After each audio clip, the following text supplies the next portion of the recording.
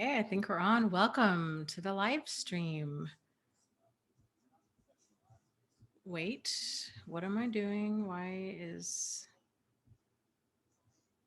oh gosh, I turned the wrong volume up. Hold on a second. Okay, I think I did it right. I don't know. You have to let me know if you can hear me. Welcome to the live stream for July 26th, 2017. Can you hear me okay? So let me know if you can't. My name is Dana Morningstar, and this is a live stream that we do every single Wednesday night at 8:30 p.m. Eastern Standard Time. And if you have any questions for the live stream, you can email me at deardana@thriveafterabuse.com, and I will do my best to answer them on the show.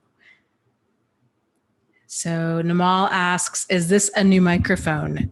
No, I've had this one for a while. I go back and forth. I was using the little clip-on one for the longest time, but then people were having trouble hearing me and everything. So, okay, Life Survival says that you can hear me fine.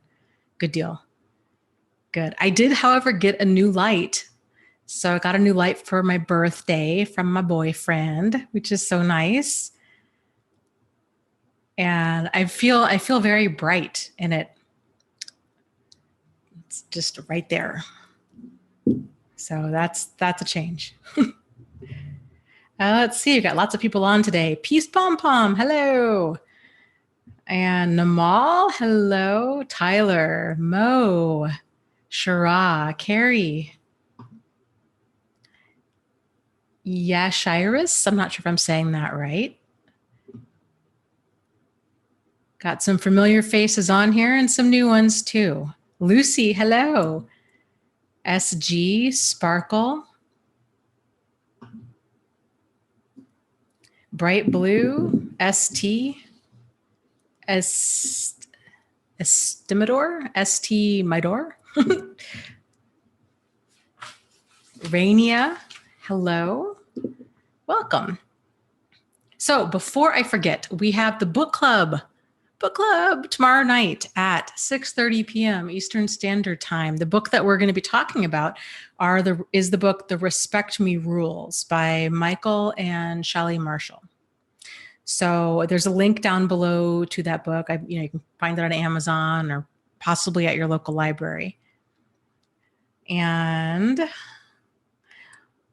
we'll see who else is going to join us. Hopefully, Lucy and I are trying to get some more people to come on that have read the book that can join in the chat. So we'll see who all will be there tomorrow.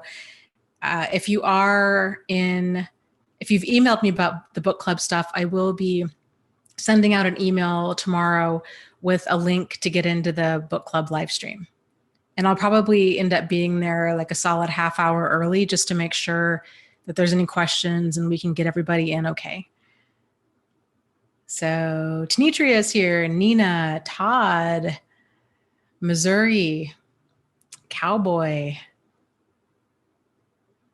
Lots of people. Welcome, Carol. Yeah, Carol says, hey, can we ask questions here? Yes, you sure can. So go for it. Larry, Lauren, I don't know if you were around. You'd mentioned some issues you had with the support group. There has been massive changes in the support group the past few days for those that are in it. And so we'll see if that kind of addresses some of the issues that you were having. Okay, let's see. Tanitria says, hey, Dana, I love your clothing style and your hair. Well, thanks. I just got my hair colored, I guess is the word. Was it yesterday? So yeah, it's always so nice to do. And I was getting so self-conscious. I'm like, all of my grays were showing through. Every time I would bend down to read a question, I'm like, oh my gosh, I've got to get my color redone. So, okay, Tyler asks, what is a codependent person? Great question. That's a big question. And that's a great question. I did a video series a while back, or at least I started a video series a while back on that. I think that's a really good place to start. That video series is called Red Flags of Codependency. And I don't know, there's maybe about 8 or so different videos in there. So I would say start there. But in a nutshell, a codependent person is one who tends to have a lot of like people pleasing behavior. They tend to, in a pattern of it. So a lot like a pattern of people pleasing behavior, where they put everybody else first, they put themselves last. I think maybe the best way to sum up kind of the codependent relationship is it's the mentality that it's okay or necessary or even healthy for us to sink ourselves in order to help somebody else swim, or in order to keep the relationship afloat. So a lot of like really problematic thinking. I think too, I tend to think of codependent people as more of like over givers. Whereas you have on the opposite side of the spectrum, you have narcissists who are like over takers. So it's all about them all of the time. Codependent people tend to they struggle with having boundaries. They feel guilty when they say no. They feel guilty with setting boundaries. They give and give and give of their time, of their energy, of oftentimes of their money, and helping other people. It's almost this compulsion to obsessively and continually help other people. And there's a great book out there too, if you're interested in this, called it's by Pete Walker, and it's called CPTSD, From Surviving to Thriving. And in that book, he talks about different kind of personality styles and some personality disorders and kind of the defense mechanisms that drive them.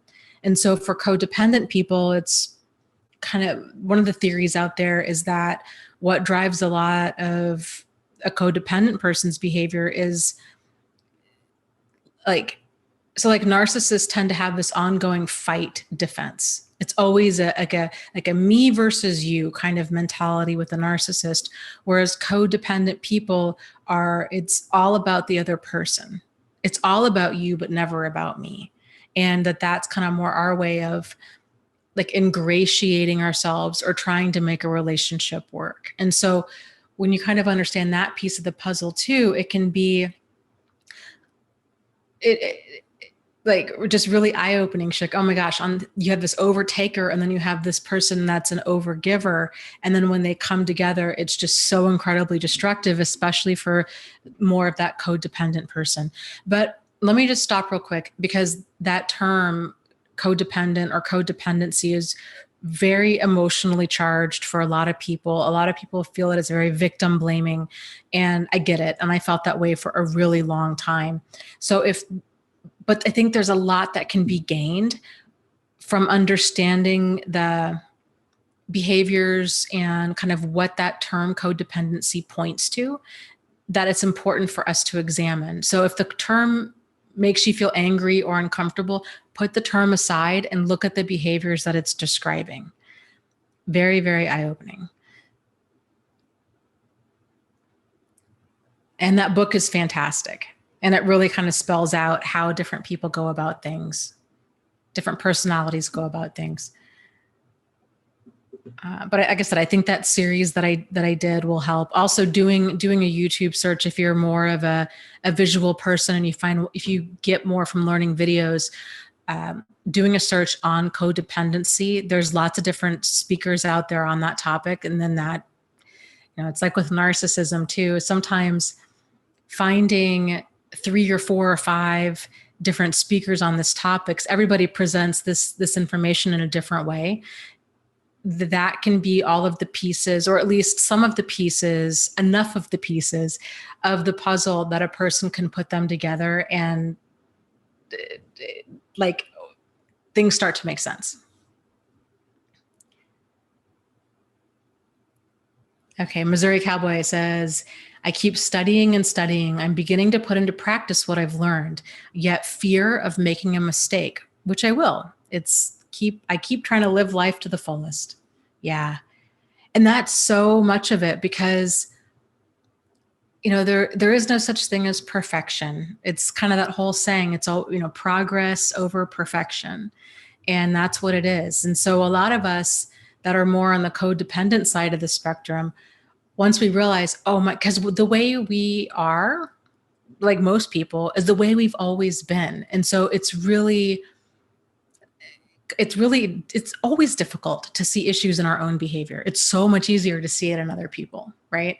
So, but once we are aware of our own behavior, trying to correct it can be, it's an ongoing process. It's a daily process of learning what it means to be assertive, learning what it means to be in tune with our emotions, and to speak up for ourselves, and like kind of what people pleasing behavior is, and learning how to say no. And I was just talking to the admins in my support group about this early, like an hour ago, actually. We had this great conversation about boundaries and all of this stuff. And we were all saying how it's such an ongoing everyday thing, and we'll learn something new of, of like, oh my gosh, I wish I would have done this differently, or why didn't I stand up for myself, or why didn't I have this uncomfortable conversation or confrontation with somebody? This was long overdue. Or, and I had mentioned too, for a long time, a lot of like my codependence type behavior, I didn't see it for what it was. And I even thought it was healthy, because my belief system is kind of more like Buddhist in nature. And so I really thought for a long time, like, oh, I'm just really go with the flow. I'm just, this is all about like detaching. And I didn't realize that, like, I was kind of backing up all of, I don't know, my like dysfunctional thinking with my spiritual beliefs. It took me a very long time to see that, to make those connections. So, and I think a lot of people will back up beliefs and with different other beliefs. It's just very eye-opening when the pieces start to come together, but it happens over time. And all we can do at any given time is the best we can with what we have. And, when we know better, we do better. So, Tertain says, how do you combat the cognitive dissonance that comes up when you bump into the narcissist? I think what would help would have some sort of like grounding phrase in your mind, something that you come up with like today. So for example, something that helped me was, in my phone, I had my ex listed as Pet Cemetery, because in the movie, kind of what came back wasn't what left. It was just evil. And so referring to him in my mind as Pet Cemetery really helped me to see him as this pet cemetery, like this, like the man I loved was not what kept coming back. So having some sort of like grounding phrase that reminds you of, this is not what it is. This is not, like, the person that you love is not what you just bumped into, So I guess that's what I would say. Find a phrase and then go with that.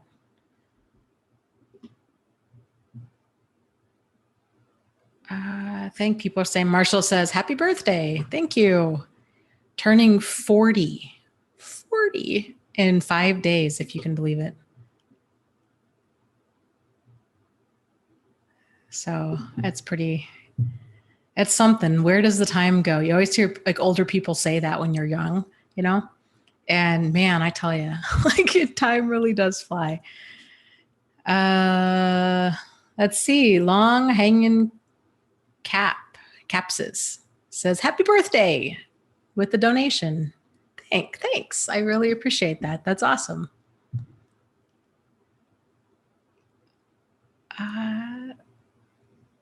Okay, let's see. Shakira says, my ex-boyfriend's narcissist mother lied to him, and this led to our breakup because he refused to hear the logic that I had tried telling him.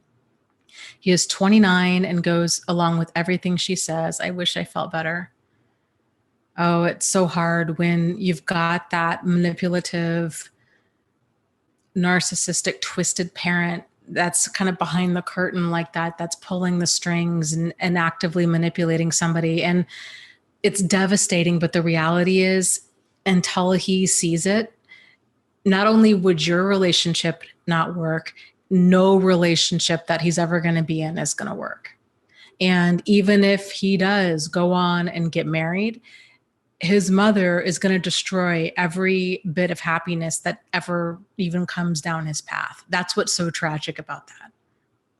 So that's what narcissists do. And it's devastating. And I don't blame you. I mean, that's so hurtful when somebody is saying things and kind of just their manipulative behavior. It's hurting two people, right? It's hurting you and it's hurting him, and he doesn't even see it. And it's, when anybody grows up in a home like that, like that's just their baseline for normal. And unfortunately, it's probably going to take him quite a bit to actually see the reality of his mother, because nobody wants to think that their mom is a narcissist or manipulative or destructive. It takes a lot for a person to really get to that point. So, Marshall, thank you for the live stream donation. I appreciate it.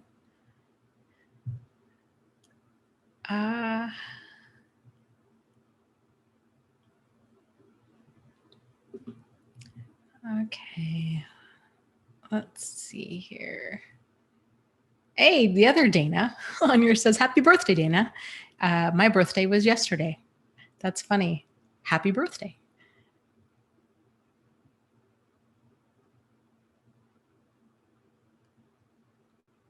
Zamika says she's decided to stop looking up stuff wrong with me and spend time and money. And she's going to stop trying to spend time and money on fixing what's wrong with her and instead working towards accepting it. I like it. I like it. Yeah. I think there's a lot of benefit and a lot of value that comes from just doubling down on our strengths, because we all have things about us that we don't like, but there's so much right about you guys. And in seeing that, like, okay, what are my strengths? What does make me different? What things do come naturally, and, going all in on that. Unfortunately, so many of us, when you go through school, we're taught we have to be good at everything, and same thing within most jobs. And so people in general spend so much time trying to address all of their weaknesses and continually improve. But it's really hard to move the needle on some things. Like, some people are just like, I am not a good athlete. I am not good at math, and I hate science. Like, that needle's probably not going to move terribly far, but literature, reading,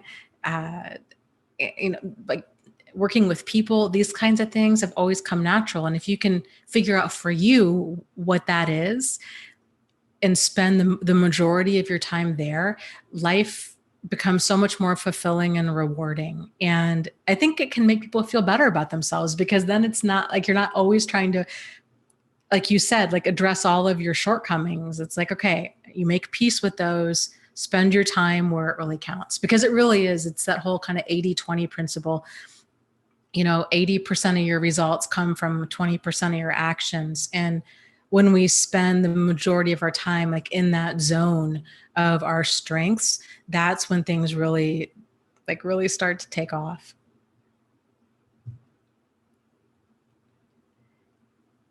Okay.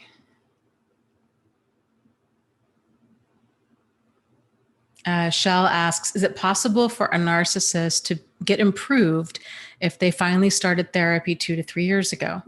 He didn't get the therapy he needed. Now, in the last few years, he has, but he is older. I am still no contact. Oh, there's so many factors at play. I mean, therapy in itself isn't like a magic pill. And a person can go to therapy for decades and nothing happens. Just like a person can go to AA for decades and not get sober. They have to be willing to work the program. They have to be willing to develop that introspection and have that accountability and be honest with themselves and be like, these are my issues and I'm here to address them. It's just like AA, just like therapy. It's really hard. It's really hard for any of us to go. If you've ever been in therapy, when you go into therapy, because the therapist doesn't know like what your issues are. And so a narcissist, and many times a narcissist or a sociopath, they might go into therapy and talk about all kinds of things. And the therapist might not connect that they have a personality disorder because they're telling them their distorted view of what happened. So yeah, they could be in therapy. I mean, where I used to work, all of the antisocial personality disordered people there were in therapy, weekly therapy. And, like the needle might move a little bit in some directions, but they're not going to come out of that and with like a solid moral compass. Like kind of a person either has that or they don't. And it's really hard to go back and, if not impossible, to teach an adult appropriate adult behavior as far as, what's right and wrong, especially if a person lacks empathy and remorse. So I wouldn't hang on to hope that they've done a lot of changing.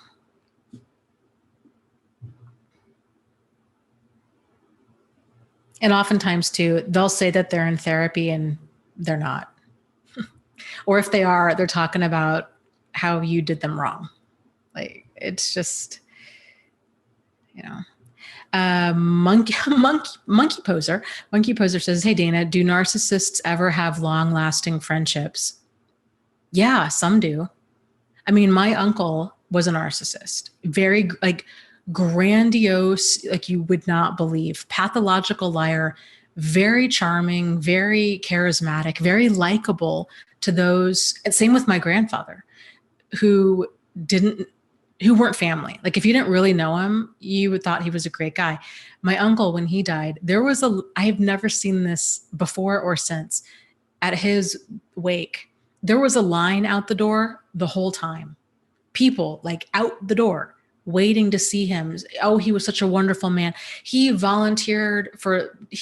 gave so much time and money to the Boy Scouts. He was involved in all kinds of things to other people, except for his targets. He came across as a really great guy, and he had friendships, but I use that term loosely, I think we're lacking a lot of depth. And then the people that really were his friends were more of, I would say, fans. Like, I don't think it was really that true peer-to-peer kind of thing. It was oftentimes people that were very passive and very taken with him.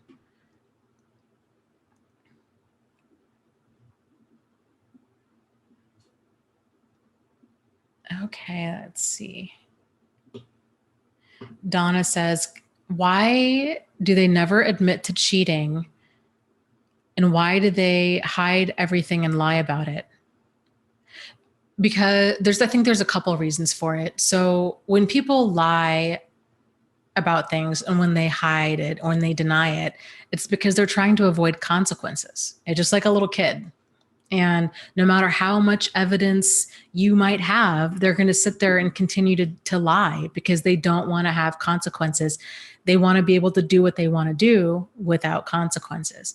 And like I said, even no matter how much evidence you might have. So like with a little kid, you could see them and they have, blue frosting all over their face. And you can just straight out ask them, did you eat that last cupcake? And they will look you dead in the eye and say no. And you know that they did because their teeth are blue, their face is blue, their tongue is blue, the cupcake's missing, like all signs point to they ate it. And they will continue to just sit there and lie. And, they don't want to admit it. And so narcissists, adult narcissists do the same thing. They don't want consequences, and I think too, oftentimes with their behavior, they don't even want to admit it to themselves. And this is where you see, this is why they're justifying it. Because in order for any of us to take a certain action, we have to believe that we're either doing the right thing or that we're somehow justified in the action that we're taking. So, like, if they cheat, it's never their fault, right? It's always the other person threw themselves at them, or you weren't attentive enough, or there's always some sort of reason, instead of just saying, like, I cheated because I chose to cheat. And this is a hard thing, like for a person to truly own their behavior is a really difficult thing. Back to the analogy of alcoholism, for an alcoholic to say, because there's lots of excuses. I drank because I was tired, or because I was celebrating, or because it was a wedding, or because I was stressed out, or because I had a bad day or a bad week, or because it was the anniversary of my dad's death, or because there's all these excuses. But at the end of the day, until they can say, I drank because I chose to drink, and own it, fully own it, and quit justifying it, that's when change can begin to happen.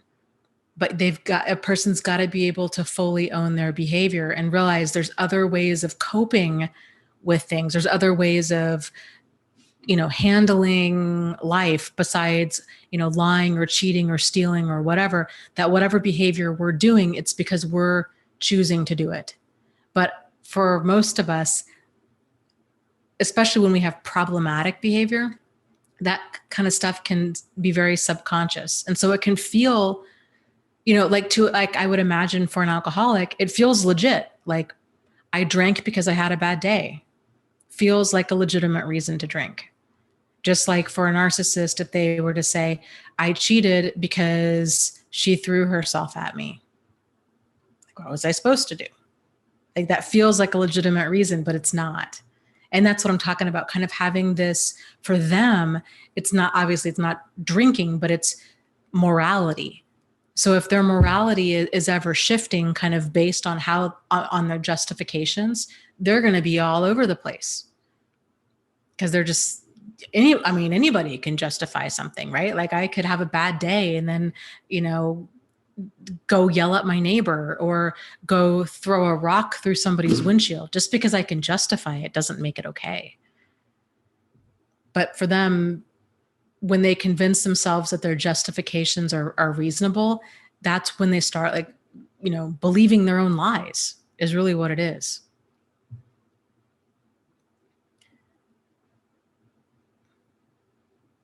Marshall asks, hey, Dana, how much do you know about dissociative identity disorder? There it goes.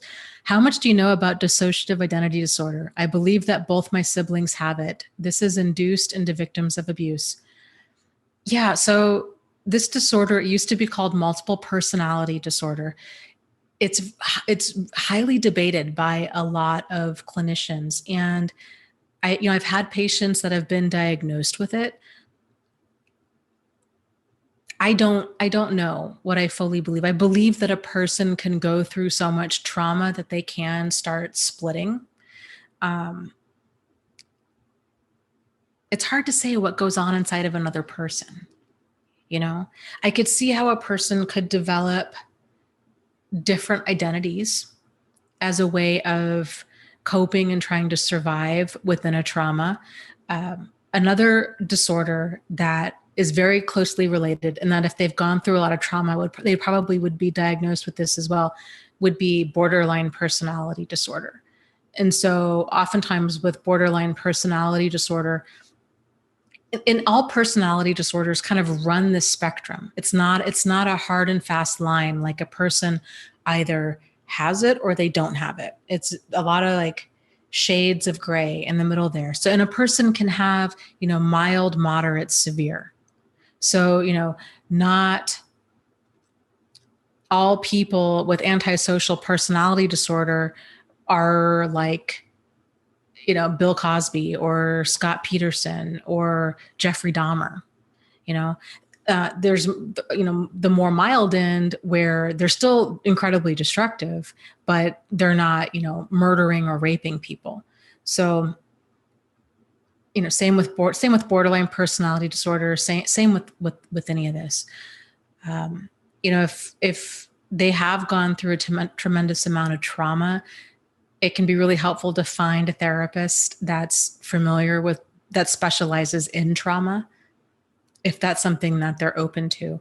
Oftentimes, most states, I'm not sure where you live, most states have like a public health or community mental health. If cost is ever, just FYI, if cost is an issue, you can call them and they will oftentimes do an assessment and see what kind of services you might be eligible for. So again, for example, all of the patients that I worked with it was a state funded thing. And so they had weekly therapy. They, had access to doctors and medical care and all kinds of stuff. So it can be a great resource. I think a lot of people that tend to be really traumatized also struggle with, they have trouble holding a job. They have trouble with money management. I mean, there's just this ripple effect in their life. And so kind of for them to familiarize themselves, and especially if they have dissociative identity disorder or they've been traumatized to the point where they're having a hard time functioning, that definitely might be some, an agency or some programs to look into. Public health would be a good place to start for local psychiatric type care.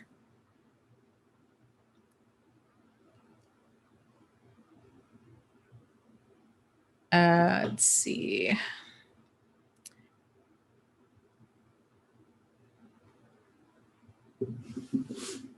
Siobhan, did I get it right? Siobhan says, I lived with a BPD man for 5 years. He was incredibly narcissistic. This is the thing with BPD. And in that book that I was talking about earlier, that Complex Post-Traumatic Stress Disorder from Surviving to Thriving by Pete Walker, I believe it's in that book, he talks about this too. And I would agree 100%. Like, this is what I have seen time and time again. He talks about that borderline personality disorder is one of those things that's a diagnosis that's given to people that are traumatized. And really when they're more like PTSD is what they're looking at, and not borderline. I think they can go hand in hand. I think PTSD can happen. And then as a person kind of forms their personality around that PTSD, they can start developing a lot of like borderline personality disorder symptoms. Personally, I have noticed with borderline personality that there tend to be two types. This is not a clinical thing at all. This is just my experience, that there tends to be basically traumatized codependent people. And I'm just broad brush terms here. Codependent people that are overgivers that continue to be used, abused, and exploited. And then you have kind of like almost like traumatized narcissists. And the borderline personality with more of like that codependent core, they tend, the primary features are that of codependency, but it comes out as, poor like emotional regulation issues, unstable interpersonal relationships, intense emotions, oftentimes what's seen as like manipulative behavior, which sometimes it might be, but I think it can be that to try to get their needs met because they've been dealing with so many narcissists for so long that they're not comfortable being assertive. The borderlines that I've worked with that have narcissism at the core, the more they learn about borderline, the worse they get. And they tend to use this diagnosis as an excuse to use, abuse, and exploit other people. And they are incredibly manipulative. They're just off the chain, threatening suicide. They're difficult. They're demanding. They're the cause of like unstable interpersonal relationships in their life. So it's called the same thing. But like I said, I have seen two very different sides to this disorder, not clinical. just my perspective.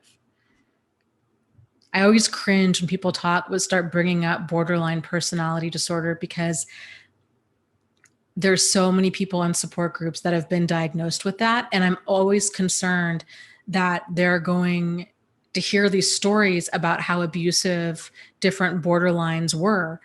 And then they're going to somehow think, oh no, maybe I really was the problem. The narcissist in my life was right. It really is my fault. I'm difficult. I'm manipulative. I'm abusive.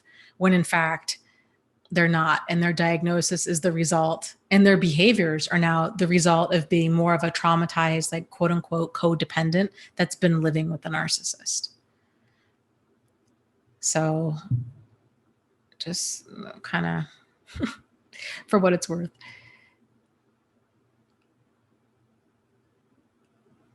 Okay. Jesse, great question, says, I'm having trouble meeting genuine people that aren't narcissistic. Is there something I'm doing to attract these people in my life? Oh, there's just a lot of them out there. And people talk about, oh, well, narcissistic personality disorder, 3 to 6% of the population. Let's just round up, say 10% of the population. That's 1 in 10. However, lots of people have really like problematic degrees of narcissism that wouldn't necessarily qualify for a diagnosis of narcissistic personality disorder. It doesn't mean that their behavior is not problematic. So I think you're correct in talking about it in terms of, problematic levels of narcissism. Because I think that's the most important thing to focus on, is kind of what's a problem for you, like what's toxic and unhealthy and draining for you. And there's a lot of people out there that are deeply dysfunctional, that are going to be toxic and draining and narcissistic, and that'll use and abuse and exploit others. And they really they're like kind of like vampires in a way. So if you're familiar with like the vampire mythology, vampires, especially the old vampire movies, they can't really come into our space unless we let them in. But they try to get in very manipulative ways. And all any of us can do, and anybody is a target, just like vampires target people, like living people with blood. Like they don't discriminate. Like it's living people with blood that they're after. Doesn't matter what kind of childhood you have. Doesn't matter how tall you are or short, or how young or old, or, what kind of job you have or anything else. It's people with blood is what what vampires are after. Just like narcissists target people that they identify as a good source of supply. Well, any of us can be a source of supply. And in order to extract that supply, they manipulate a person's vulnerabilities. And because we're all human, we all have vulnerabilities too. So I think it's more important to not so much focus on what are you doing to attract them, because that can lead a person down a really slippery slope, because they're attracted to all of us at any given time. And it can make you completely neurotic thinking, because I was there. I mean, there was a time where I was like, maybe I smile too much. I need to smile less. And maybe, okay, I'm just going to dress differently. And I'm going to just, I'm not going to be so friendly. I'm just not going to talk to people. I had a security guard at work. I would bring in treats every now and then. I had baked banana bread or whatever every now and again, and I'd bring it into work. And, next thing I knew, I had this married man hitting on me. And I felt so devastated by that. Like, what vibe am I giving out that he would think that would be okay, that I would be open to sleeping with a married man? Like, I just was so disgusted by his behavior. And I think to realize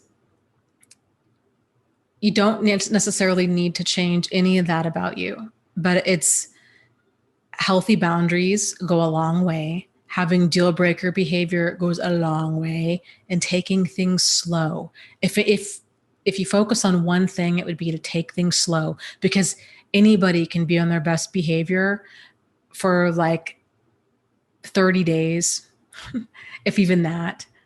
And when we meet new people, that's often what we're seeing. You know, they're polite, they're friendly, especially if they're in the mood to meet us, like a first date, that kind of thing. And then things progressively just go downhill from there. So going slow is big, and getting more into the mindset of being choosy instead of being chosen. This is a real mindset shift. So being choosy, like you're interviewing for positions in the inner circle of your life. You're trying to figure out, okay, and it's not even so much about keeping abusive people out, although that's a big part of it. But the other part of it is, do I have enough in common with this person? Are they enough like my people to be in my inner circle? Because not everybody's going to make the cut. And that's okay. That's how it should be. You know, your inner circle is your inner circle. At a minimum, there has to be that level of like mutual trust and support for those people in your inner circle. So, you know, taking things slow, being really choosy, realizing that you have value and that you matter, and that this is important, and the people that you let into your inner circle are really important. And, you know, the more setting boundaries, having deal breaker behavior, going with your gut instinct, taking things slow, all of these things take practice. And there's no shortcut around that. It just takes practice. And yeah, you're probably, as you're practicing this, going to continue, I still do, have the wrong people kind of slip under your radar. And when that happens, it can feel so devastating, like, oh, not again. Like, what am I missing? And, you know, but I guess to not let that totally derail you. It's just the process, sort of like learning a new dance. You know, you're going to miss a few steps, or learning a new song on the piano. Like, you're probably going to miss a few notes, and then you practice, and then you kind of get that next note down, and then you practice some more, and then you get this next note, and you just keep getting better and better the more and more and more you practice it. Because I will tell you, where you are now is not where you're going to be in 6 months from now. And that's a good thing. And in 6 months from now, you're probably going to look back and be like, oh my gosh, I've come such a long way. Like, I can't believe I settled for crumbs like that. Or that I ever thought that was like, that I ever thought being used, abused, or exploited, or mistreated, or neglected was a friendship. You're just going to see things so much more clearly as you start to practice these like positive new habits and traits.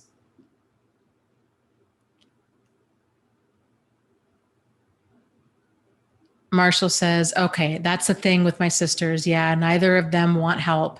I've even tried to get my sister to listen to some of your content. She wouldn't even listen to your relaxation or affirmation video. You know, it's hard. It makes me so sad for them. It's hard when I think a person goes through so much trauma that they've built walls that are so high.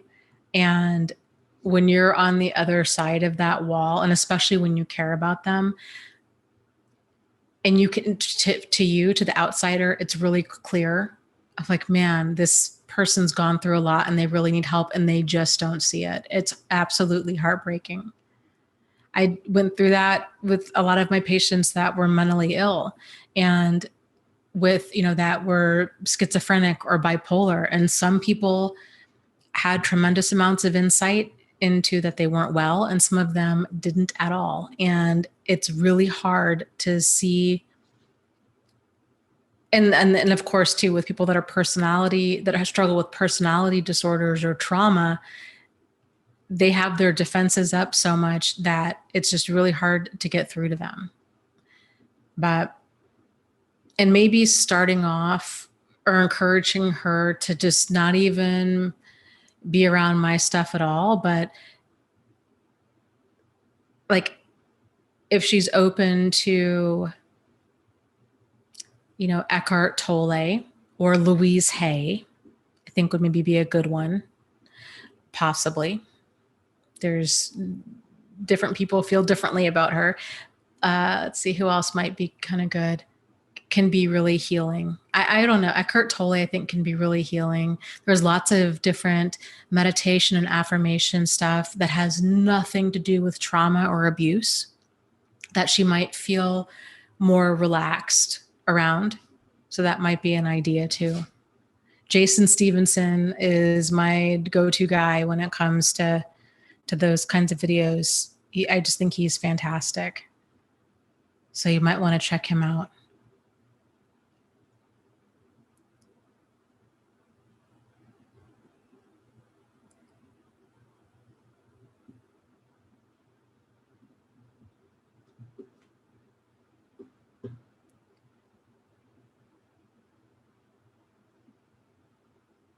Okay, let me scroll up here.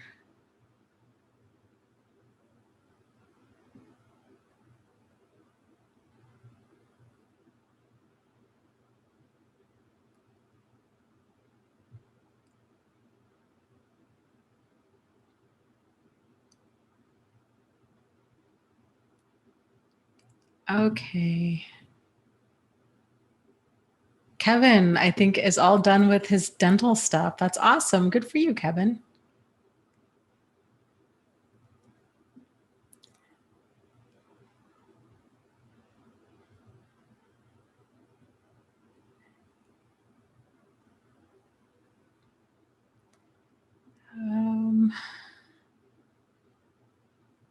Gosh, big chat. Ellen says, I got here late. Is it Dana's birthday? Nope, July 31st, my 40th birthday. Marshall says, he's talking about, I love Be Good 4000. I really enjoy him too. I agree. He really knows his stuff and really, I think, articulates it well. He's one of my favorite YouTubers on this topic.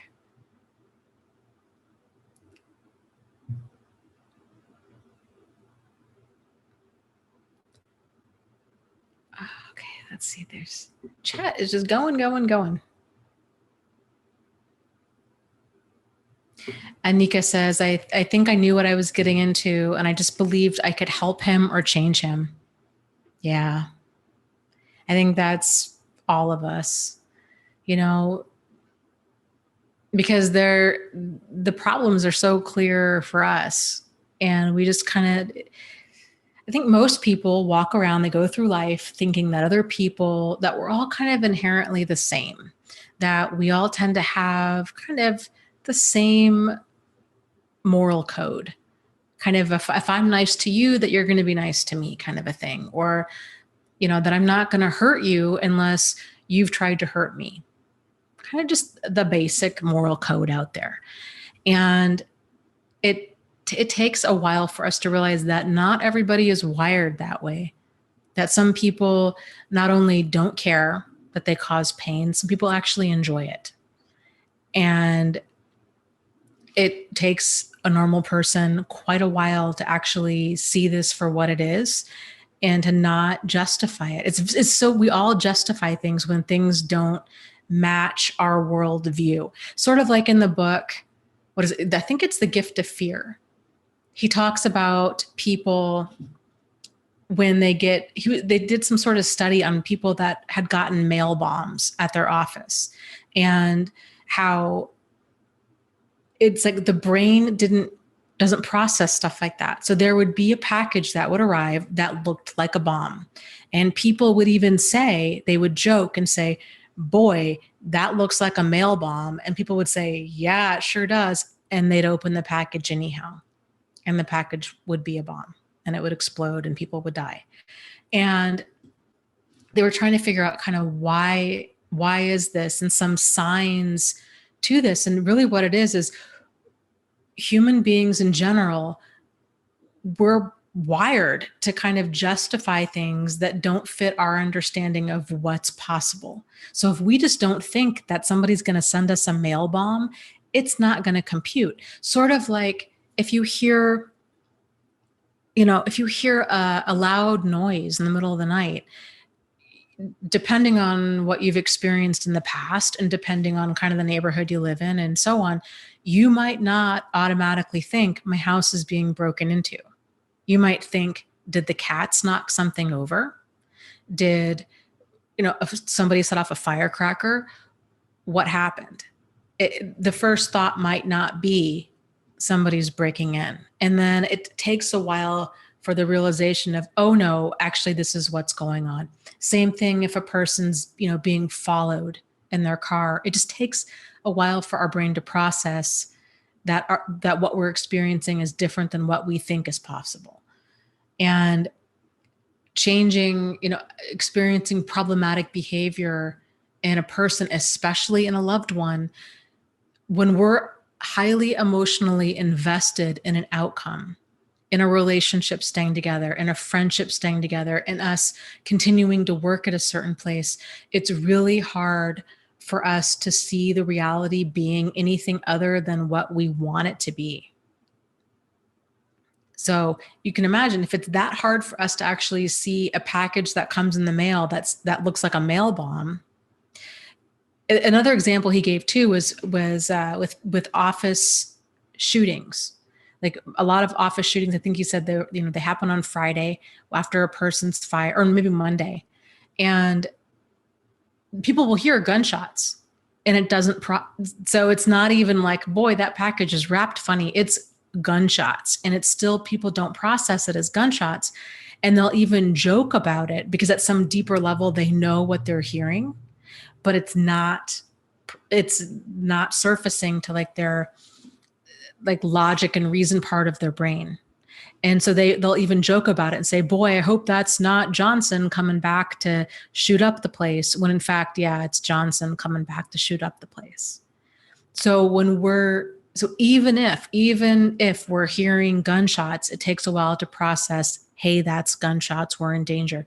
So if we're experiencing problematic behavior from a loved one, it's really easy to think it's not that problematic. They can change. People can change, can't they?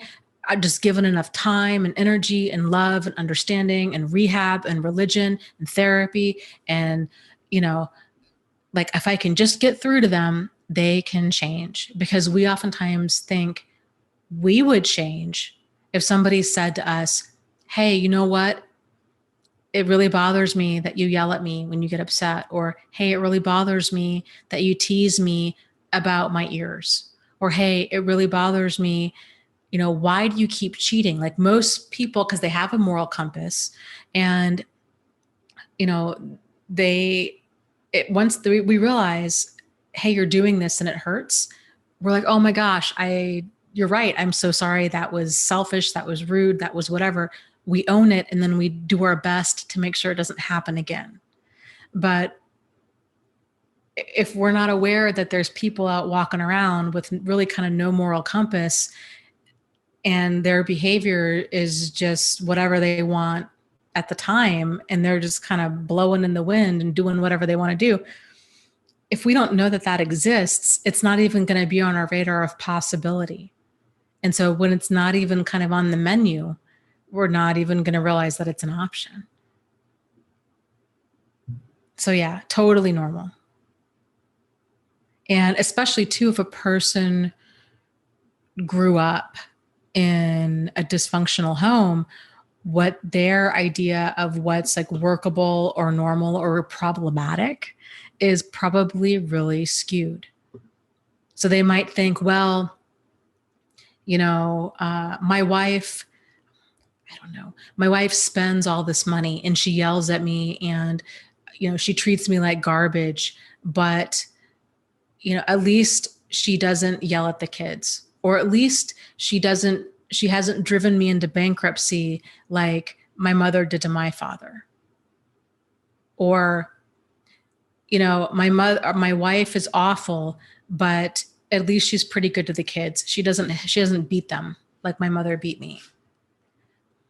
They're using really problematic behavior as their baseline for what's normal.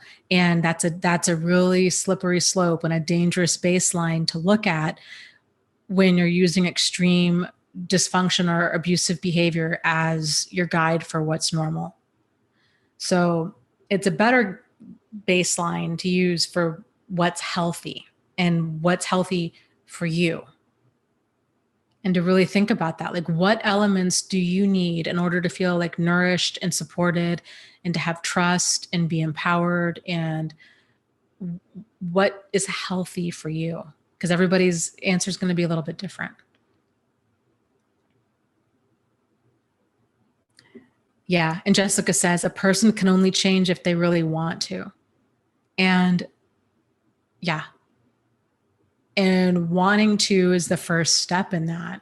There's so many more steps. It's taking that consistent action. And unfortunately, too, with change, most all of us, we have to experience a high degree of pain in order for something to register as problematic and for something to drive us into taking action.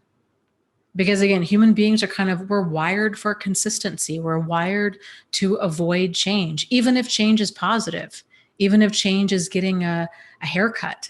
Like a lot of people, we're wired towards being like, oh, I don't know about that. Like this is, I've had long hair for a long time. I'm scared to get it cut. So I'm just not going to do that. Like we're just wired for consistency, even if consistency is problematic across the board in whatever way, shape, or form. So, and the problem with narcissists is if they have no moral compass, and if they don't care about if they can justify their actions so that they're not realizing that they're hurting other people, and they don't experience any pain because they lack empathy and remorse, there's not that driver of pain that's going to ever really motivate their behavior. It's sort of like an alcoholic, if they just kept drinking and everybody else was saying your drinking's a problem, but they're not allowed to hit rock bottom if they don't ever have consequences for their drinking, then they're not going to have that. We're cheating them out of that wake-up call. And that's why it's so important, like with an addict or an alcoholic, they have to hit rock bottom. And so much of a therapist's work is getting the rest of the family to say, you've got to let them fall. You've got to let them fall and fall hard. Like you can't bail them out anymore. You can't loan them money. You can't buy them alcohol. You can't give them a place to sleep. You can't call in sick for them. Like you've got to give them tough love because they've got to experience pain if they're going to change. With a narcissist or a sociopath, they don't have that. And even if they did experience pain, like their spouse leaves or their children no longer talk to them, because they can continue to justify it, because behavior isn't as concrete as, say, again, like alcoholism. An alcoholic can have a spouse might say, or a child might say, Dad, I'm not talking to you again. I can't handle the drinking.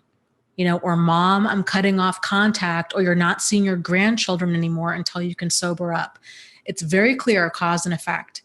And then that can help wake the alcoholic up and say, okay, I have a problem with alcohol. I need to quit drinking. With a narcissist, what's problematic about them, it's pervasive because throughout their whole personality. So it's not one thing. It's not like saying, oh, you need to quit drinking. It's,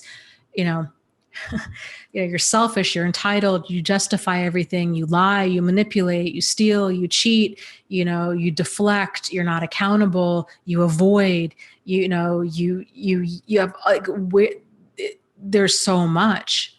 And even for a person to change any one of those things, I mean, ask an alcoholic. It takes them oftentimes years, if not decades, to actually get sober and to get their alcoholism under control. And that's one concrete substance that they have to deal with. For a narcissist, that behavior, it's throughout everything that they do. And when they can keep like if you can see it that way, like you can realize like how truly difficult it would be for a person to radically change their whole behavior and their whole mindset, especially when they never experience pain from it or lasting amounts of pain. That's why they don't change. It's very, very difficult.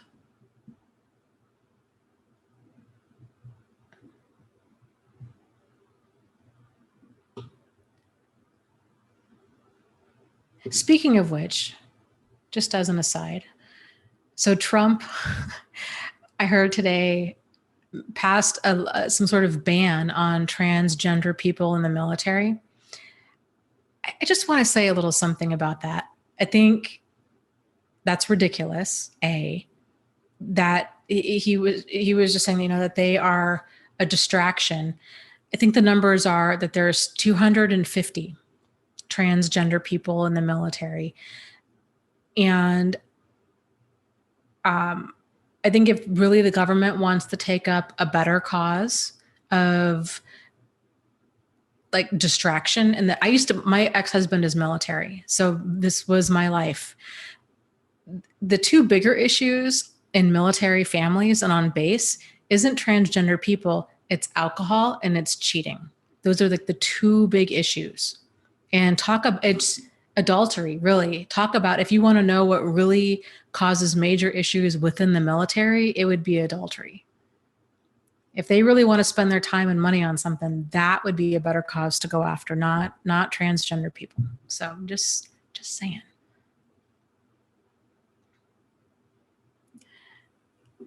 Okay.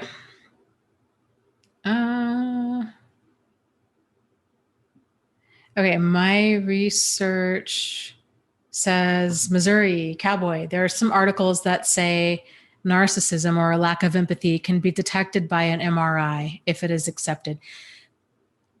Let's talk about that for a little bit. So yes, this is true. So they've done brain scans of mainly with people that have been diagnosed as like antisocial personality disorder, mainly like psychopaths. And they have found that there's different areas in their brain that are not as active as a normal brain. In particular, areas that control or regulate like empathy and remorse. And they tend to have overactivity in areas of like impulse control. However, here's the thing with that. MRIs are expensive. Insurance probably would not cover them. The person has to be willing to undergo one. And there can be other causes that other medical conditions that can cause a person to have reduced amounts of empathy or remorse.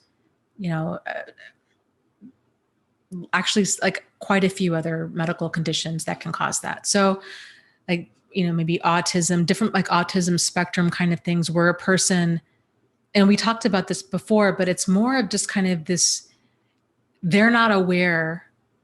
I hate to say that like in a broad brush term, but a lot of autistic people struggle with knowing, kind of picking up social cues and realizing when they've crossed a line, and depending on kind of where they are on the spectrum, if their behavior is problematic or not. They tend to not be like sadistic or actively, quote unquote, evil. So a person can kind of lack empathy and remorse and just kind of come across as clueless, or I guess just kind of, they come like aloof or clueless as to they just kind of get lost in themselves. But it's when that behavior comes across in a way that's dangerous and destructive to other people, that's really the problem. And while brain scans, those are interesting and that could be a useful tool, I think what's my concern with things like that is then people start turning over their perception and their discernment of a situation over to somebody else or over to technology. And it's really important to see behavior as it is in the moment, instead of being like, boy, this person's really dangerous and destructive. I really need to get a brain scan to verify that this is indeed a problem. So that's just something to kind of think about. And let's see, Jessica says, actually, let me back up a little bit. The same thing with people saying, okay, I really need to go to a therapist to make sure that this person is in fact has narcissistic personality disorder or antisocial personality disorder. I get it because I was there once myself. That's very black or white thinking, and it's problematic thinking because, again, it's that thinking of either they have great behavior and it's workable, maybe not great behavior, but that what you're experiencing is somehow within the bounds of normal behavior, or there's a line in the sand, or they're personality disordered and it's not workable. But again, like I was saying, it's on a spectrum. So there is no line in the sand. It's, mild, moderate to severe. This is where figuring out what's toxic for you, where your deal breakers are, come into play. Because you can go to a mental health clinician and you can go to a dozen and potentially get a dozen very different diagnoses. I've seen diagnoses on patients because it's that clinical snapshot of what they're seeing at that time. And, it's going to depend on their training, on their experience, how well they can be manipulated, and lots of different factors. I mean, I've seen patients that have very clearly been on like meth or on heroin or some sort of hardcore drug, and then they come back from the hospital with a diagnosis of schizophrenia. It's like, what? No, they're not. This person's a meth addict. This was an ongoing thing. Every single week we would get people in and we would all sit around a table. We had this whole treatment team and it was questioning different diagnoses. And, and in any profession, you've got the 10% that should probably lose their license. You've got 10% that are worth their weight in gold, and then 80% that are somewhere in the middle. And it's trying to kind of figure out what you're dealing with, and it just takes time. So people can get diagnoses that are all over the board, and very, very common, very common. It's kind of that ongoing, unfortunately, it's kind of that ongoing joke of, before you accept the diagnosis that you're depressed or you have anxiety, first first look around to make sure that you're not surrounded by narcissists, basically, by jerks. Because if you're surrounded by a bunch of crazy makers, then that's the problem. It's the depression and anxiety isn't the issue. It's the issue is you're like feeling that way for a reason. So diagnoses can be very validating, but they can also be incorrect and they can be damage. It can keep a person stuck in an abusive relationship for years if the person's continuing to think, I'm going to wait until I get that official diagnosis that they have narcissistic personality disorder, then I'll leave because then I'll know it's a problem. And it's a problem that we think that we need a diagnosis to realize that something's a problem. Okay, Jessica Reed says, how can you tell the difference between someone who is making excuses for themselves and somebody who is giving valid reasons for their behavior? I think pretty much all reasons for behavior are excuses. It's kind of one and the same. I think the focus would be better spent on changed behavior.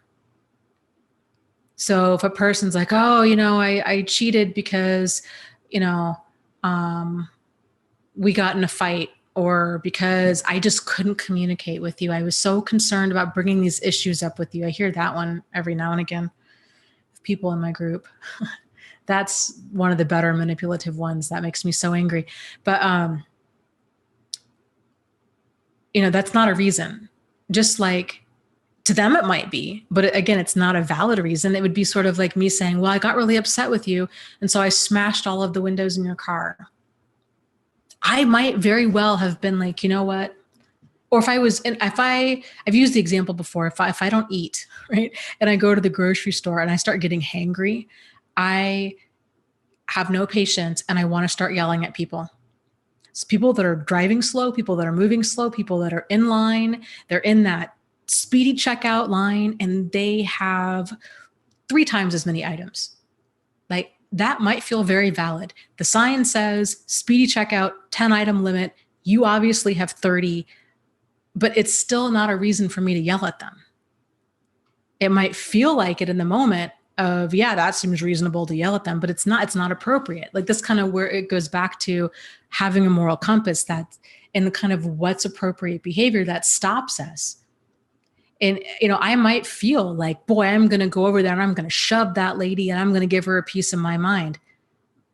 That might feel legitimate at the time when I'm hangry, but it's not appropriate. That's why we need kind of those internal breaks to stop when we are feeling those ways.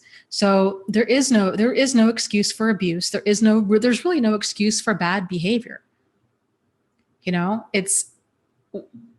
We all have our reasons for doing things. It's what's more important is when it's brought to our attention, what's going to be the action plan to fix the damage done and to make sure that it doesn't happen again. I think is more important.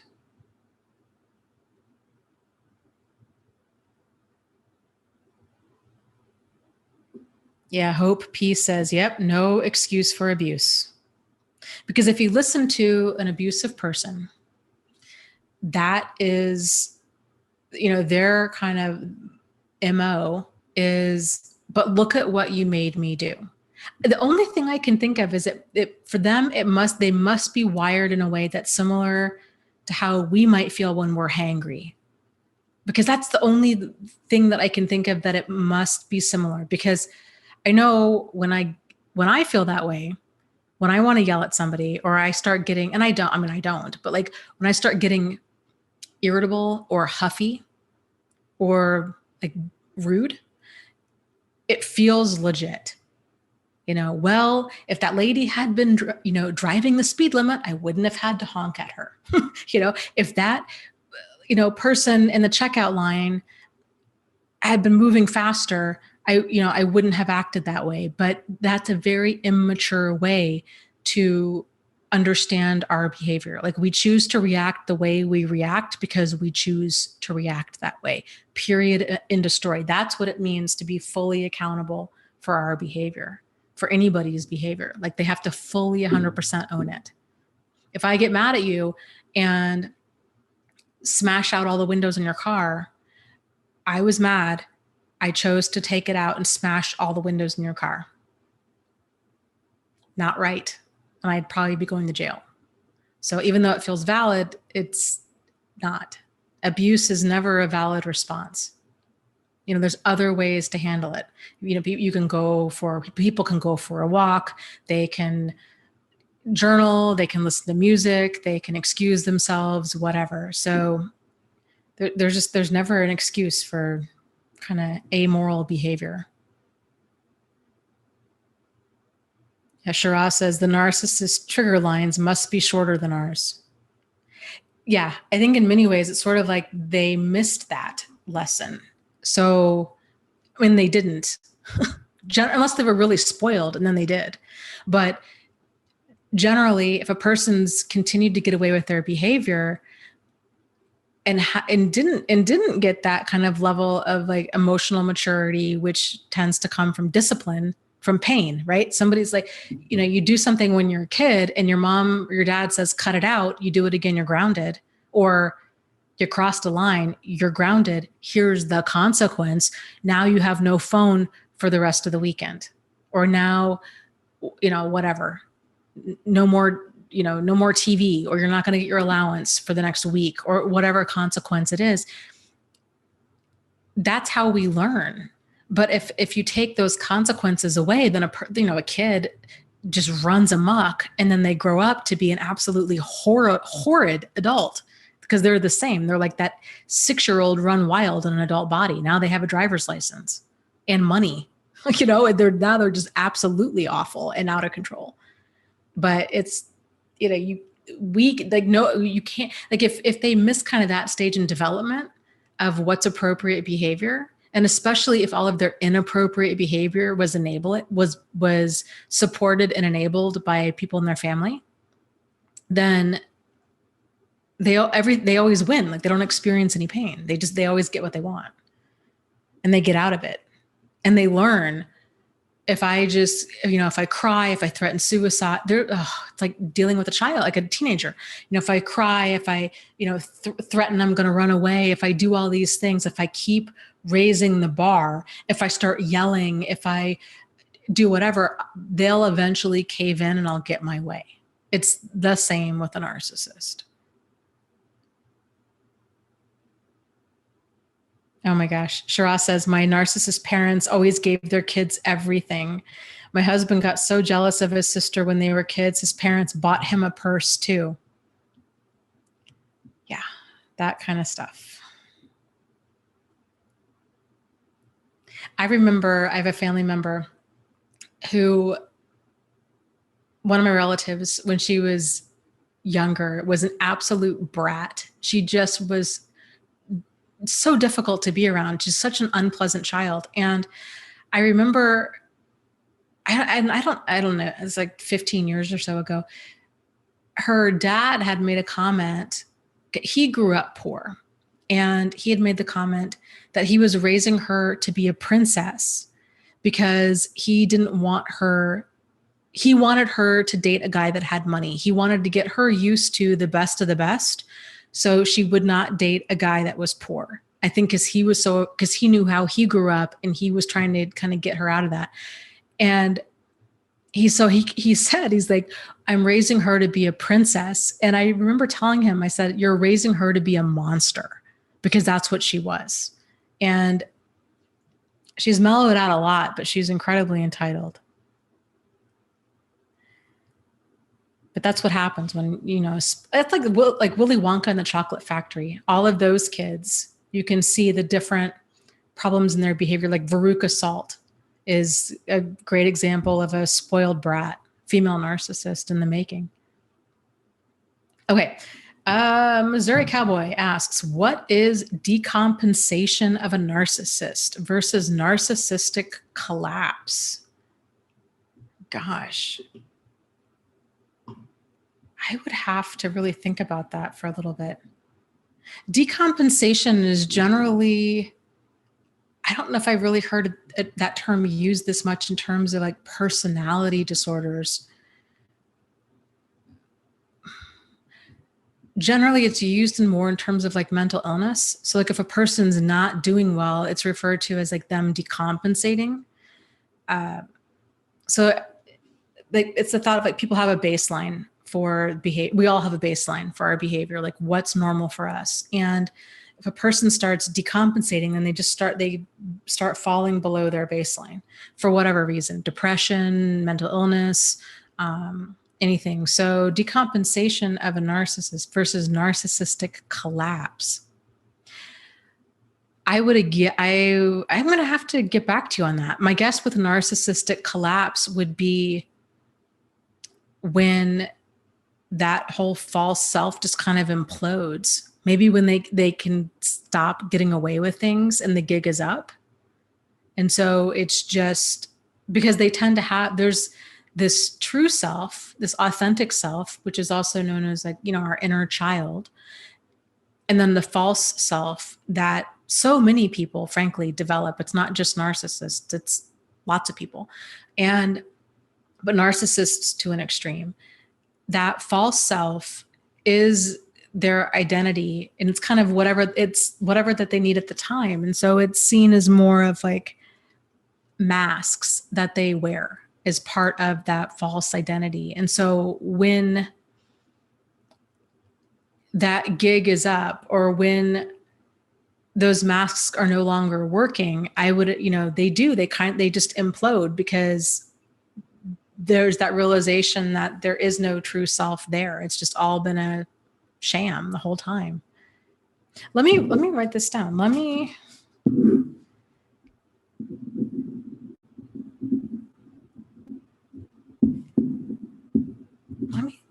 give you a better answer next week.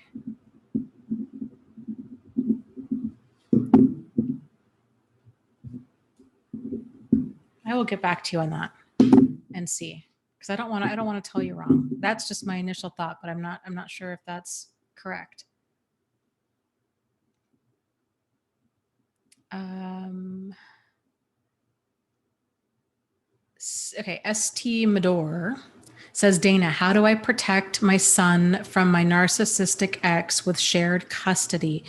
The narc made my son cry on his birthday today. Oh, bummer. And so devastating. It's bigger than a bummer. It's devastating to see that happen. There is a great book out there called Divorce Poison. I highly recommend it. You can read my notes or find out more about it on my website, thriveafterabuse.com. And what can you do to protect your son?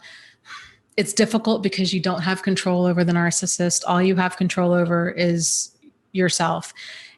And you can document. So if he's doing hurtful things to your child, I would start documenting all of this. I would talk to your attorney and see about either getting your visitation figured out again or something.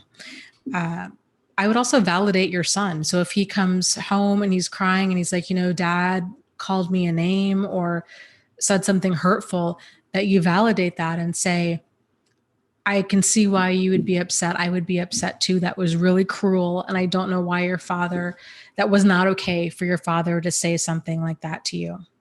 And, to just, I guess, provide a space that he knows that he can talk to you. And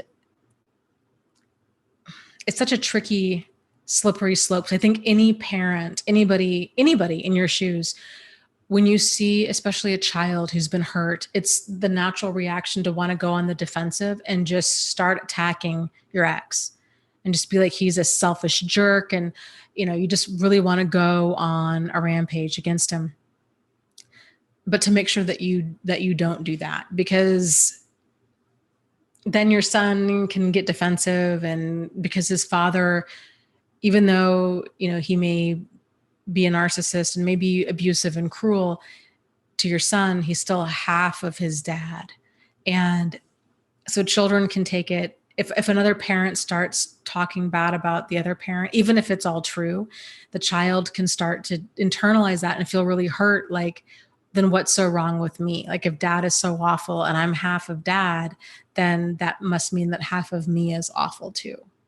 So I think really reinforcing, in your son that he didn't deserve this, that it was not okay, that you're sorry that this happened, that it was hurtful, and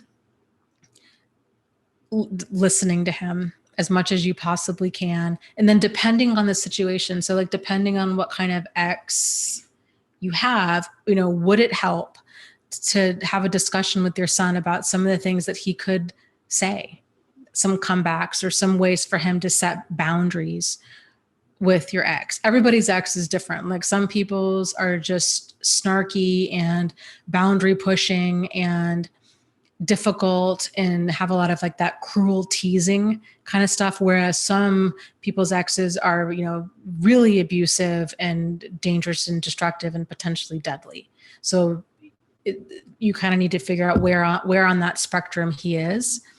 If he does a lot of like this cruel teasing or hurtful stuff, and if you think that, it could work for your child to stand up to him, to start talking about some of the words that you guys could use with him asserting himself and saying, it's not okay for you to talk to me like that.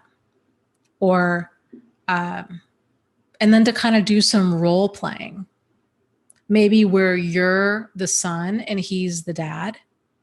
So you could say something like, because I would imagine a narcissist as a parent they're not going to respond well to boundaries in general, let alone from their children. So if you were to tell your son to call his dad out and say, I don't like being talked to like that. It hurts my feelings. Please stop. And if you think that's something that your ex might respond to, then play it out. And if you would think, okay, well, my ex would probably say, oh, lighten up, I didn't mean it, it was just a joke, that your son could say something like, it's not funny to me, please stop doing that. So you can kind of prepare this script in your mind ahead of time. So if it does happen again, that he can be better prepared with things to say. There's also quite a few, depending on the age of your child, quite a few like board games and books out there on Amazon that have to do with kind of working with children in general, but especially opening up communication and helping them kind of develop a vocabulary around asserting themselves, around boundaries, around how they feel. Because none of us are really taught this, right? And that can really help to kind of play some games and, kind of get that ball rolling. But yeah, it's frustrating.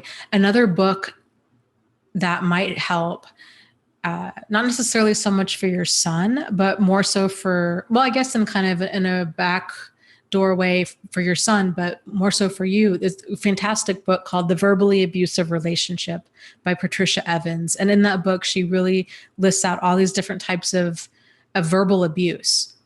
And a lot of it is done in ways that most people wouldn't think about it as being verbal abuse. I know I didn't when I read the book. I just can't recommend that book enough. It's fantastic.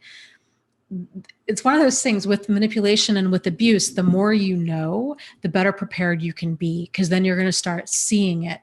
And so she talks about all of these different types of forms of verbal abuse and how they can come across. And that can be really helpful, because I think especially for children, when you're not aware of what's the problem, it can be really hard to pinpoint what a parent is doing that's so hurtful, even for adults, right? If you're in the middle of it and you're like, I can't really, they didn't call me a name, but it's, it's kind of cruel teasing or like subtle put downs or these little snarky things, or, they're always arguing with me, or everything I do is wrong. They're always correcting me.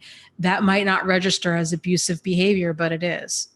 And so that book is it's very eye-opening.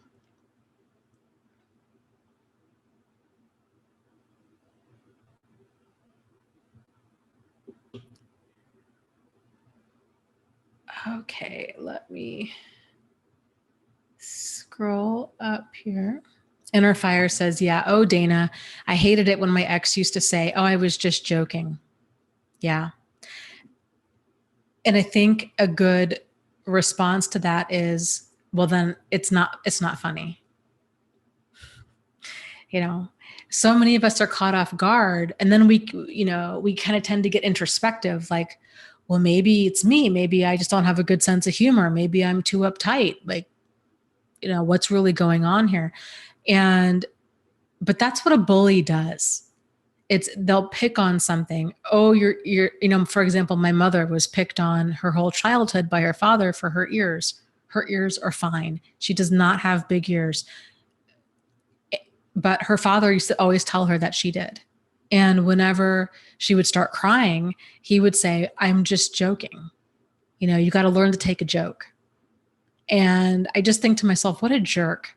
Because, not only did he give her this complex, but he really enjoyed hurting her feelings time and time again. And he would say, like, I'm just telling the truth. Like, she just has big ears.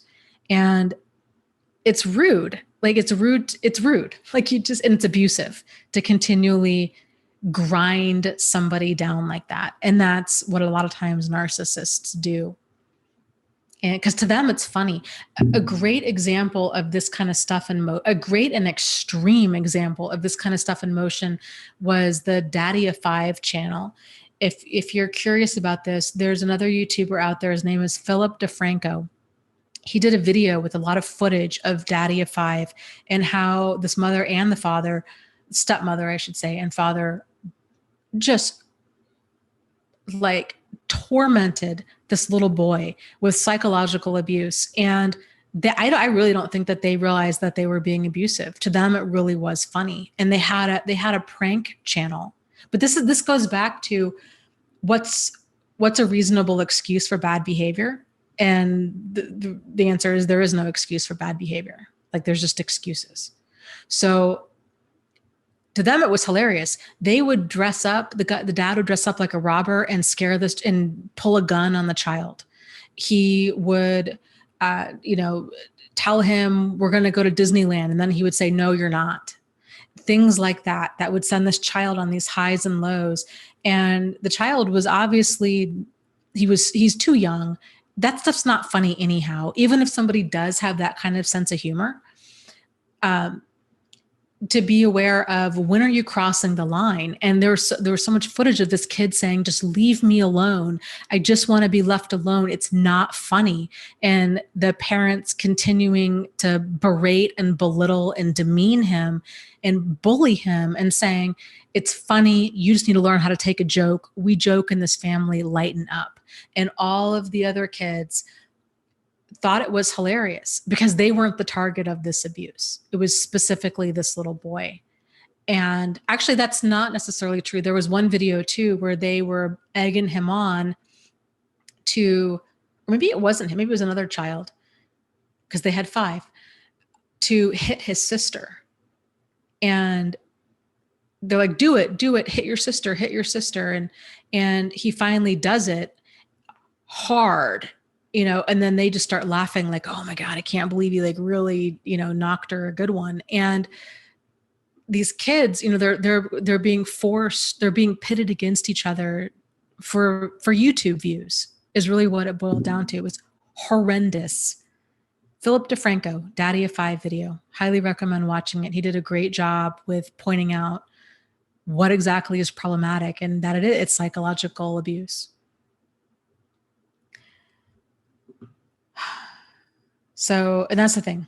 If it's not, even if it is funny to you, like even if we do something like that, right? Like if we joke about something,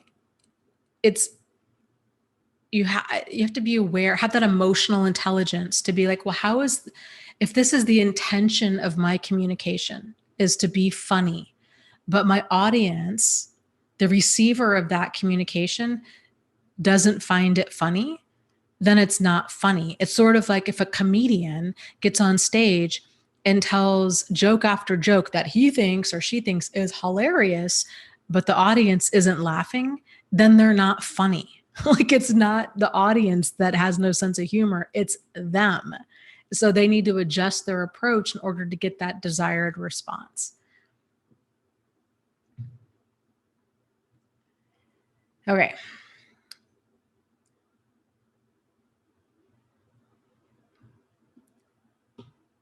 Okay, let's see here. Oh, hey, Bear. Yeah, Bear says, Dana, when Cody found out, the little boy from Daddy of 5, when he found out he wasn't going to Disney, he smiled. Cody realized that he was separate from them for a week and he smiled. I don't know. I saw that part and I kind of took that in 2 different ways. I wasn't sure if he was smiling or if he was just kind of in shock. Because it was almost like his brain heard, because they were like, hey, guess what? The way that they were saying it didn't match. If I remember correctly, it didn't match the body language and the intonation of their voice didn't match what they were saying. And so I kind of wondered if it just took his brain a little bit to process that he wasn't going to Disney World, because his face, if I remember correctly, it kind of dropped after. It was like his brain had to process it. And then it was like, oh, maybe I just kind of misread that. I'd have to go back and watch it again. But yeah, that poor kid. And I think too, that dynamic is really a great example of Stockholm syndrome. So, which happens when you've got an abusive person in general, whether it's a parent, a significant other, a bank robber, a terrorist, a cult, what have you. When you've got that controlling, abusive person and you've got the target of that, Stockholm syndrome, pretty much it's going to develop. And it's kind of, if that person can start seeing that situation clearly for what it is, then they can get out of that. But I mean, a telltale sign of Stockholm syndrome is, a person mistreats you and then we justify it with like, well, yeah, but I love him or her, but yeah, but it's my dad. It's like, You have this really toxic bond, this trauma bond with this other person. It's not healthy. And we're justifying it because we love them, but they're not treating us in a way that's loving. It's the same dynamic between like a pimp and a prostitute, or like I said, a kidnapper and a hostage, an abusive partner and their target. Same dynamic. Different situation, same dynamic. Somebody had asked too in the support group, should they say happy birthday to, their ex or what have you? And I think it might be a little different if you have kids, but even if you're divorced, most divorced parents don't call or text their ex to say happy birthday. It's not to be mean. It's just that chapter in my life is closed. Like, I'm done, kind of a thing. So it's not really normal anyhow, but it's really not normal when that person's been abusive. And it's sort of like, especially, but if there's no ties there whatsoever, and feeling of, well, should I wish this person a happy birthday? It's like, well, would you, if you were being held hostage, would you text your captor and say happy birthday or Merry Christmas to them? Probably not.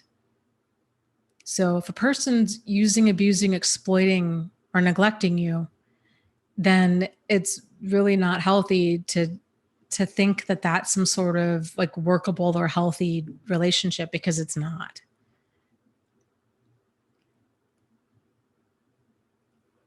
Okay.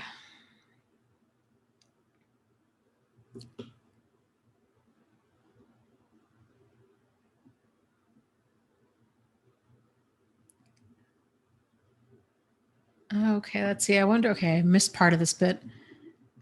Missouri Cowboy was saying, talking to Nina, he says, yeah, the whole "you are special," as they're telling a person this, as they're manipulating all of the variations of isolating from the flock to just so they can feed off of you.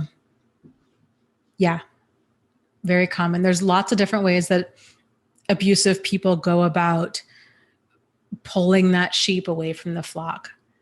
Love bombing like that is one of them. It's that feeling of, or it's the actions of, you're really special, you're different. It's very predatorial. It can be very predatorial behavior. So in a predatorial kind of way, for example, when an adult is targeting a child, this is how a lot of these like sexual abuse cases start. I'm sorry if this is a trigger for anybody, but there's that focus on that one child, and it's that slow boundary pushing, and it's that grooming behavior of, oh, really? You're only 13. You're so mature for your age. And, other girls just aren't like you. I see this too. And people come into the support group and they're like, I met this pretty much with the support group. I met a guy, he's significantly older, I'm 18, he's 54, kind of a thing. And, I met him when I was 16, and this is the dynamic. And it's like, okay, no, a 54-year-old man has nothing in common with an 18-year-old girl. And if he does, there's something really wrong with him. 25-year-old men don't have anything in common with an 18-year-old girl. So like you can tell when there's this kind of predatorial, and women can do it too. It's the same. Well, you've got, that one teacher who, basically raped her student. He was 13 and she had how many, like 3 kids, I think, with him before he was 16. Disgusting. If that had been reversed and she had been a male teacher and he had been a female student, there would have been hell to pay. And this is kind of that whole social stigma of, that men somehow always just want sex, and that it's just this big joke, like, oh, good for you, stud, you scored the teacher. Like, that's disgusting on so many different levels, and it's child abuse. And, and so when people talk about statistics too, with men and sexual, or boys or men really, with sexual abuse, realizing that so much of this stuff, even if it's brought to our attention, like that case was, it's still minimized and invalidated and seen as, oh, good for him, or just somehow all men want sex. So, men can be sexually abused and raped too, and they are. So it's a problem. But yeah, that kind of predatorial behavior is where I was going with that. It's that luring somebody away. And cults do it, online scammers do it, abusive people in general do it. And love bombing is one of the most effective tactics. It's the whole kind of, you get more flies with honey than you do vinegar. So they start off very complimentary. Oh, I just love your outfit. You really have, boy, that just looks so great on you. And, oh, you look so much. And if it's maybe a person who's, I don't know, 40, and they're saying, oh my goodness, you don't look, really, you're 40, you don't look a day over 25. And it's just kind of all of this flattery that they're piling onto a person. And most of us, flattery feels good, compliments feel good. And so a person will lower their guard with that. And that's how they get their hooks in, and they slowly start dragging that sheep away from the flock. This is also one of the reasons I'm a big fan of support groups in general, especially when it comes to abuse, because if a person, it's a great way to kind of to use the group as a sounding board for whatever you're experiencing, whether it's in therapy or with friends and family, or any type of advice or from me, kind of whatever, any type of advice or input that you're getting, to, if it doesn't feel right to you, to bounce it off of a bunch of other people.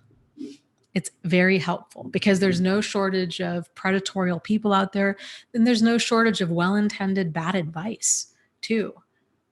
So that's why I think the power of the group can be really helpful for people to kind of point out, yikes, you just met this person off, you're starting to date them. You met them off an online dating site. You're experiencing things weird. It can be good to say, hey, is it me, or is this really weird? Kind of stuff. So Jamie says, is there real life support groups for narc abuse? If so, I would totally go. There's not, I haven't really come across any. And I've been kind of on the fence about starting a few for a couple different reasons. I think right now your best bet for something that would even be close to that would be like a codependent. It's what's called a CODA group, CODA. It stands for Codependents Anonymous, and they're free and they're worldwide, and they meet on a regular basis. There's meetings probably in every city. Those groups more have to do with like boundaries and kind of sorting out more of like our problematic behavior. But my guess is there'd be a lot of people in those groups that have experienced abuse. That tends to be what wakes us up to things that we've been doing that's kind of out of alignment. Not to say that it's our fault by any stretch, because it's not, but you can learn a lot there about boundaries and raising our standards, and it's worth going to.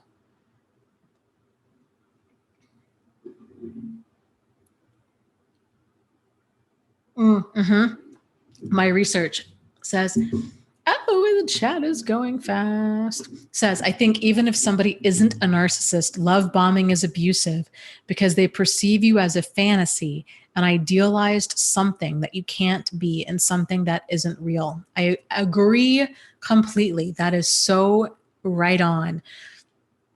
I had a friend in high school, really nice guy. He had the sculpture of the Venus de Milo in his living room. Like, he got it off of like the Sharper Image catalog when that was a thing, back in the early 90s. And he would say, he's like, I love her because she's like the perfect woman. She's just so beautiful.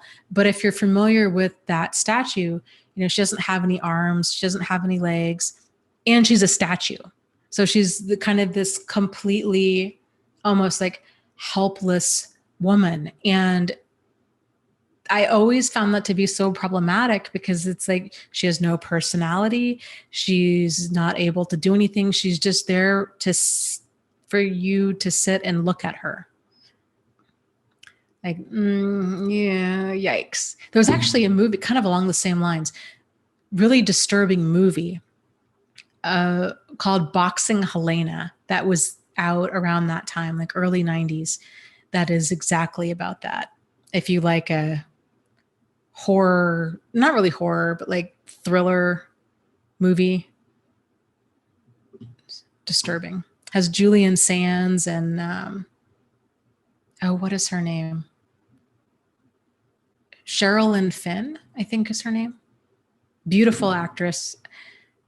Interesting movie. Disturbing movie. But it's about that idealization. And you see just how toxic it is.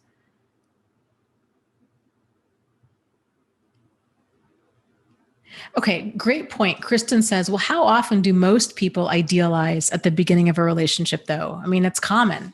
Yes, exactly. This idealization stage to some degree is common. And it wears off, right? I mean, there's those butterflies in the stomach. You get excited about seeing somebody. You really think, most people right away tend to think, oh, this person there's so many good things about him. I really like them. We're seeing things kind of through rose-colored glasses. That's a very normal part of kind of getting a crush on a person. When it becomes problematic, it has to do, I think, more with like the degree and frequency of it. So love bombing, it's bombing somebody with love in the form of either attention or affection or both.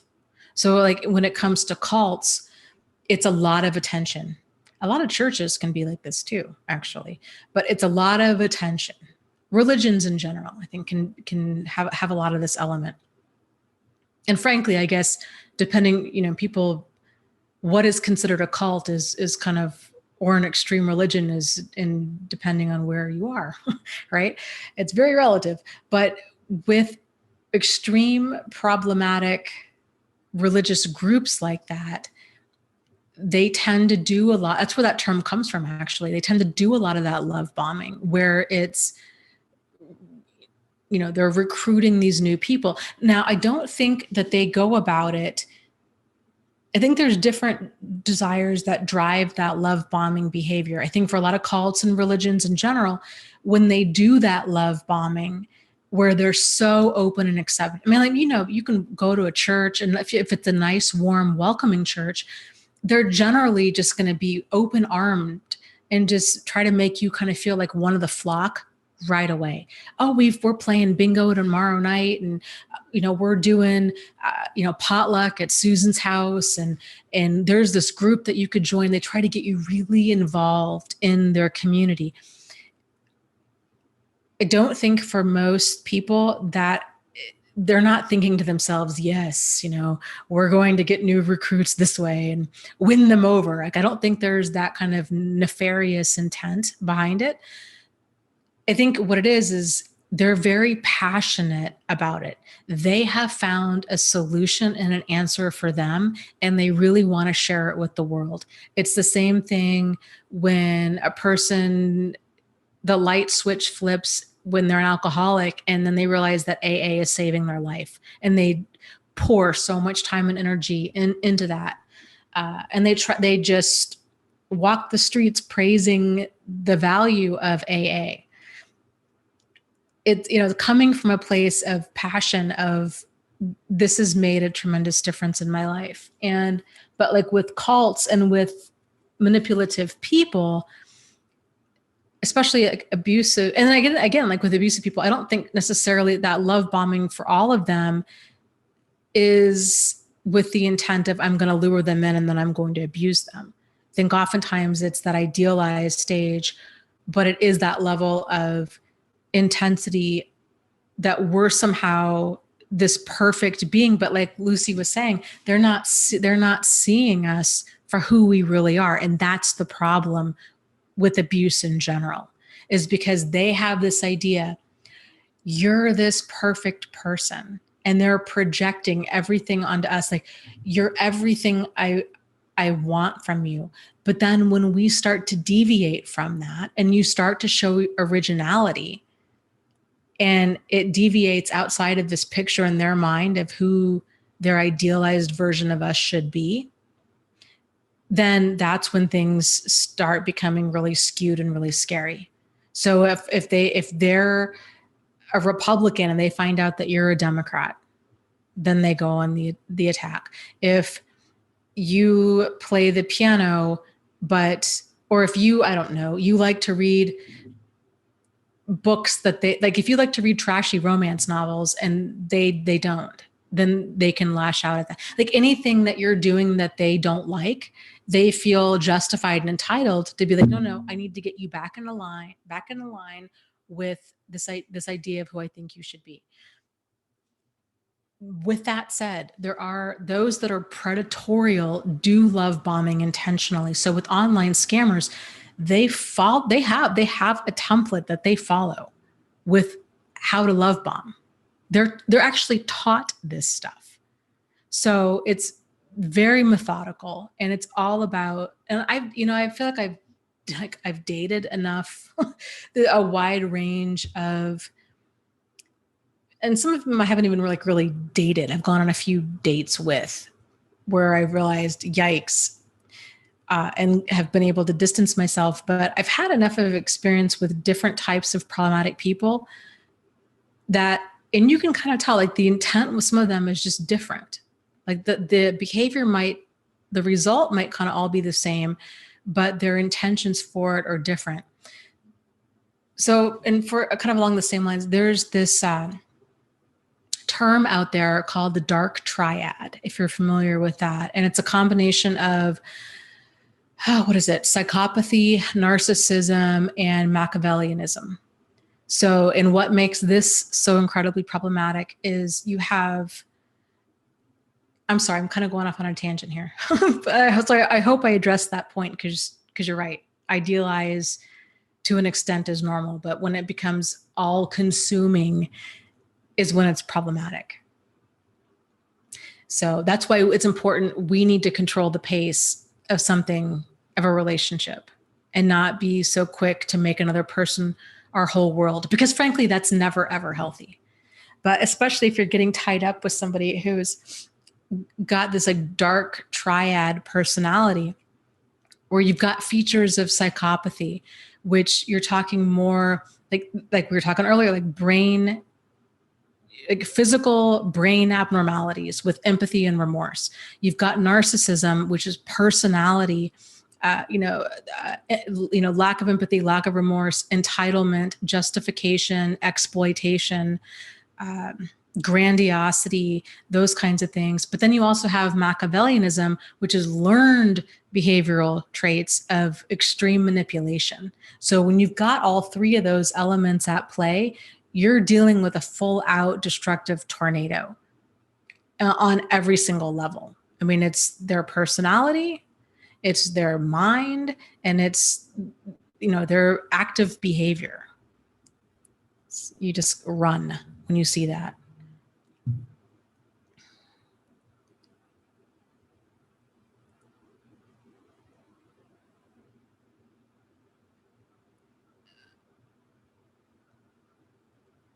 So, and dark triad too, one of the, oftentimes they are incredibly sadistic. So those kinds of personality types, they'll actively seek out targets with the intention of destroying them, driving them to suicide, seeing how far they can push them, getting them to actually be committed into, a mental hospital, to have a nervous breakdown. And it makes them feel smug and superior to be like, wow, look at what I could do. I was able to push this person until they were a crumbled shell of a human being who keeps coming back to me, begging for answers, begging for forgiveness when they did nothing wrong.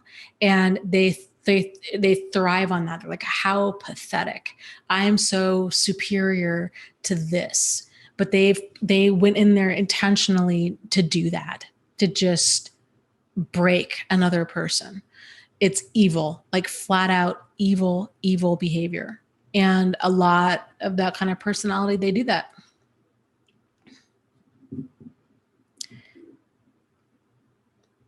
Yeah, the survivalist says love bombing is also super evil.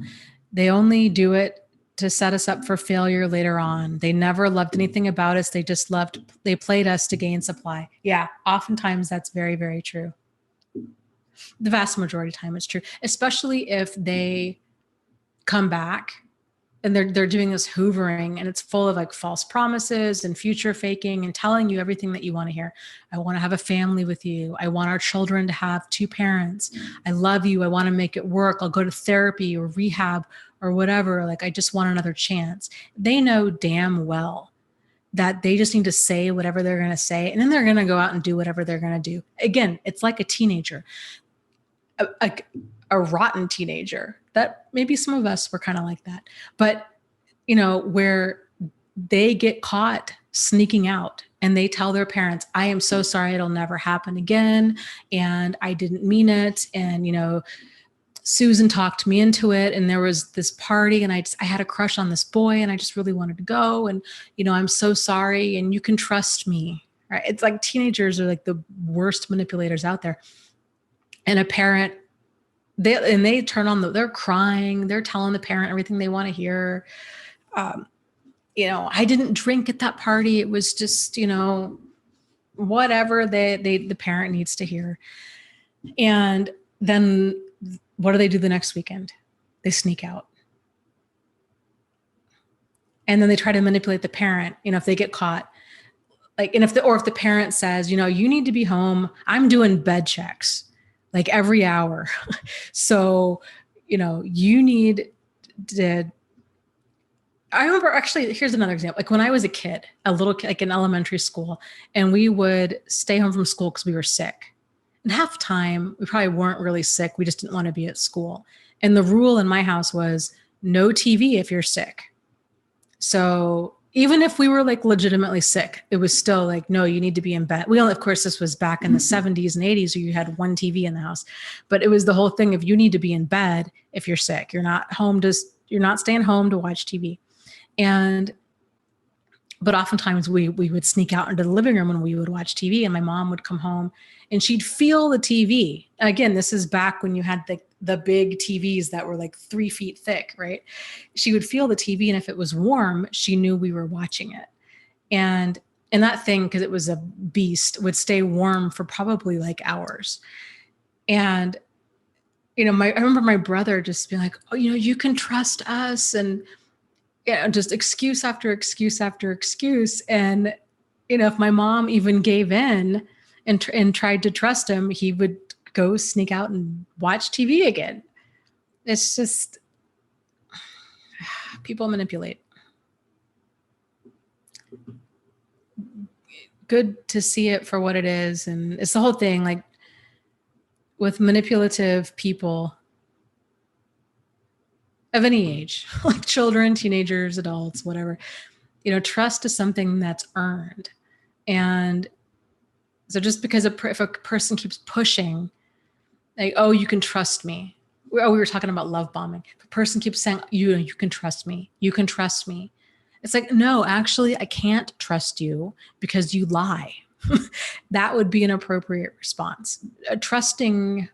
Immediately trusting somebody that's given you no reason to trust them is a huge mistake.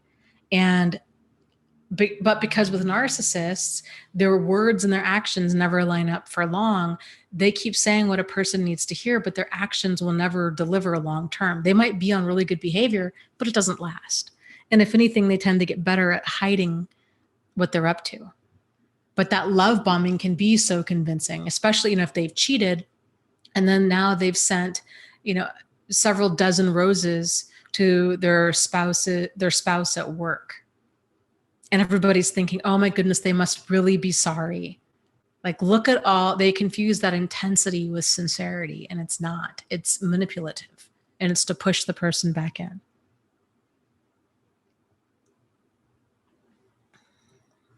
Okay. I have some questions here. Let me go through these real quick. And if you're just hopping on, just as a reminder, we have the book club tomorrow, 6:30 p.m. Eastern Standard Time. It is on the book Respect Me Rules by Michael and Shelley Marshall. You can find a link for that down below if you're interested. And you can email me for more information too about book club, or if you have a question for the live stream, Dear Dana at thriveafterabuse.com is my email. Okay. So let's see. The first question here is Dana. Dear Dana, I'm 28 years old and I've been out of my 14-year-old relationship with a narcissist for a year and a half.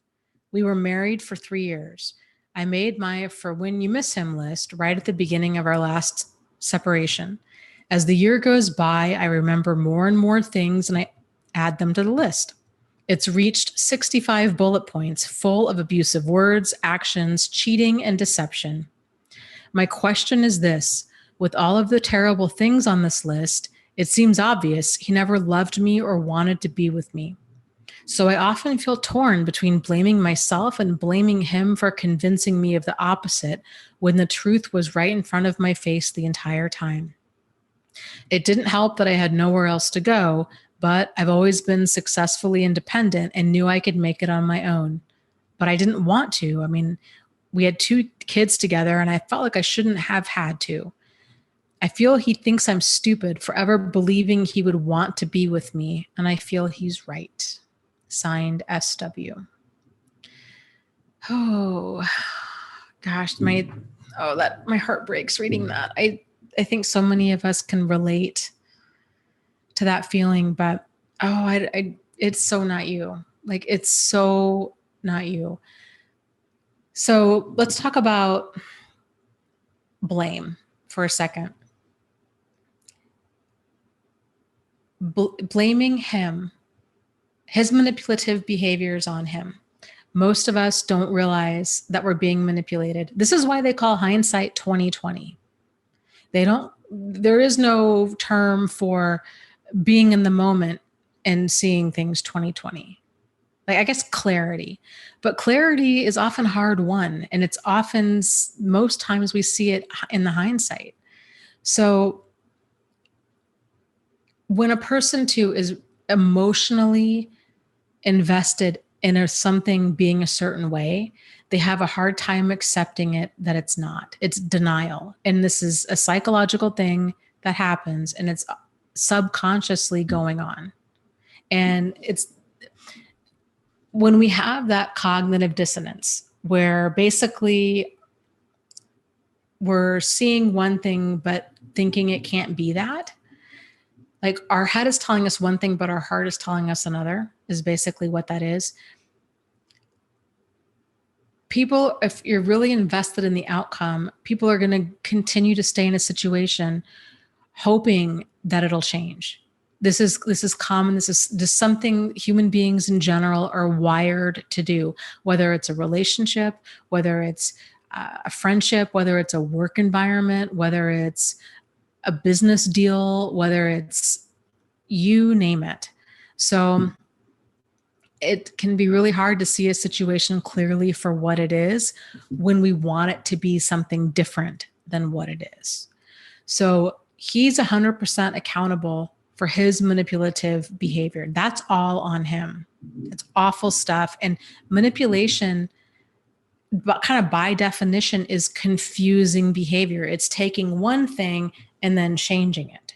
It's skewing it. And it takes a normal, decent person quite a while to see manipulative behavior for what it is. So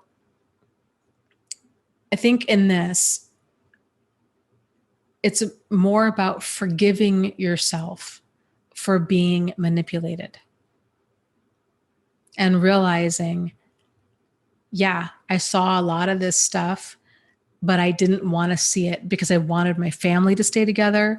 I wanted things to work out. I thought that this person would change, and they didn't. So forgiving yourself,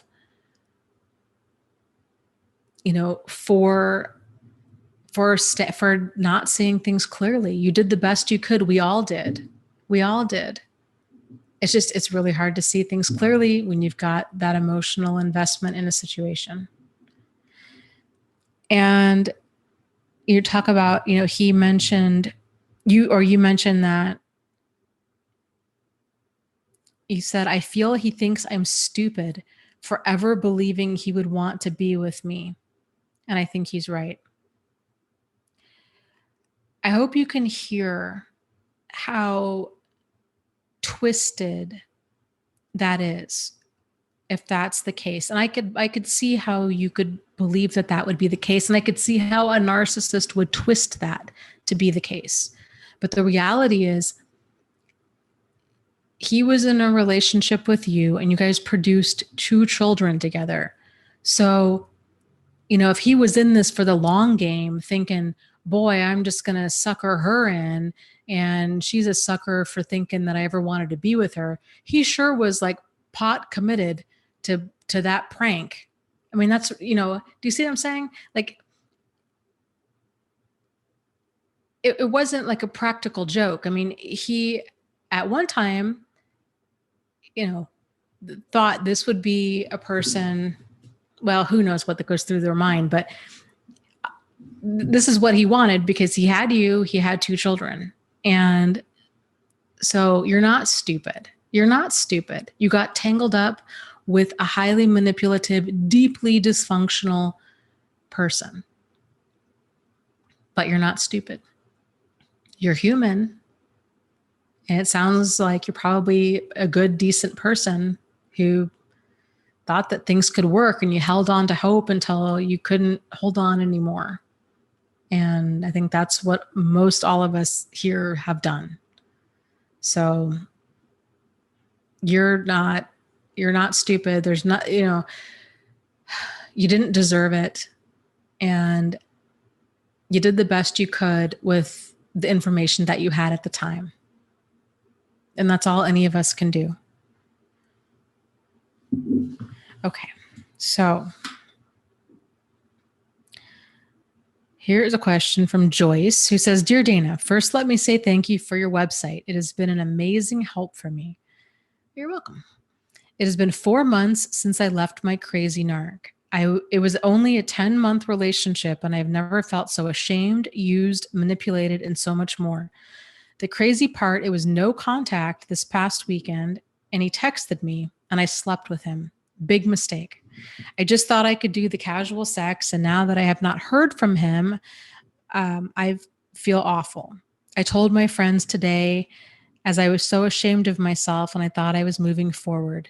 Dana, it does get better, right? Why do these rotten people exist? I just feel like I will never heal from this monster and I will never trust myself to be with a decent guy. Again, thank you. Just thank you. I have to believe this does get better and that I am a good person who deserves to be happy, although right now I feel totally crushed. Yeah. It takes a person oftentimes 7 times of leaving before they finally leave for good.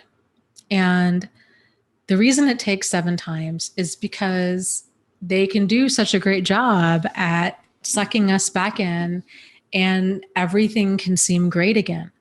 Like, oh man, we had this amazing chemistry. We get along famously.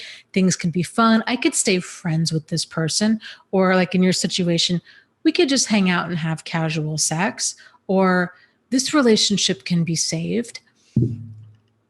It's hard to see manipulative behavior for what it is.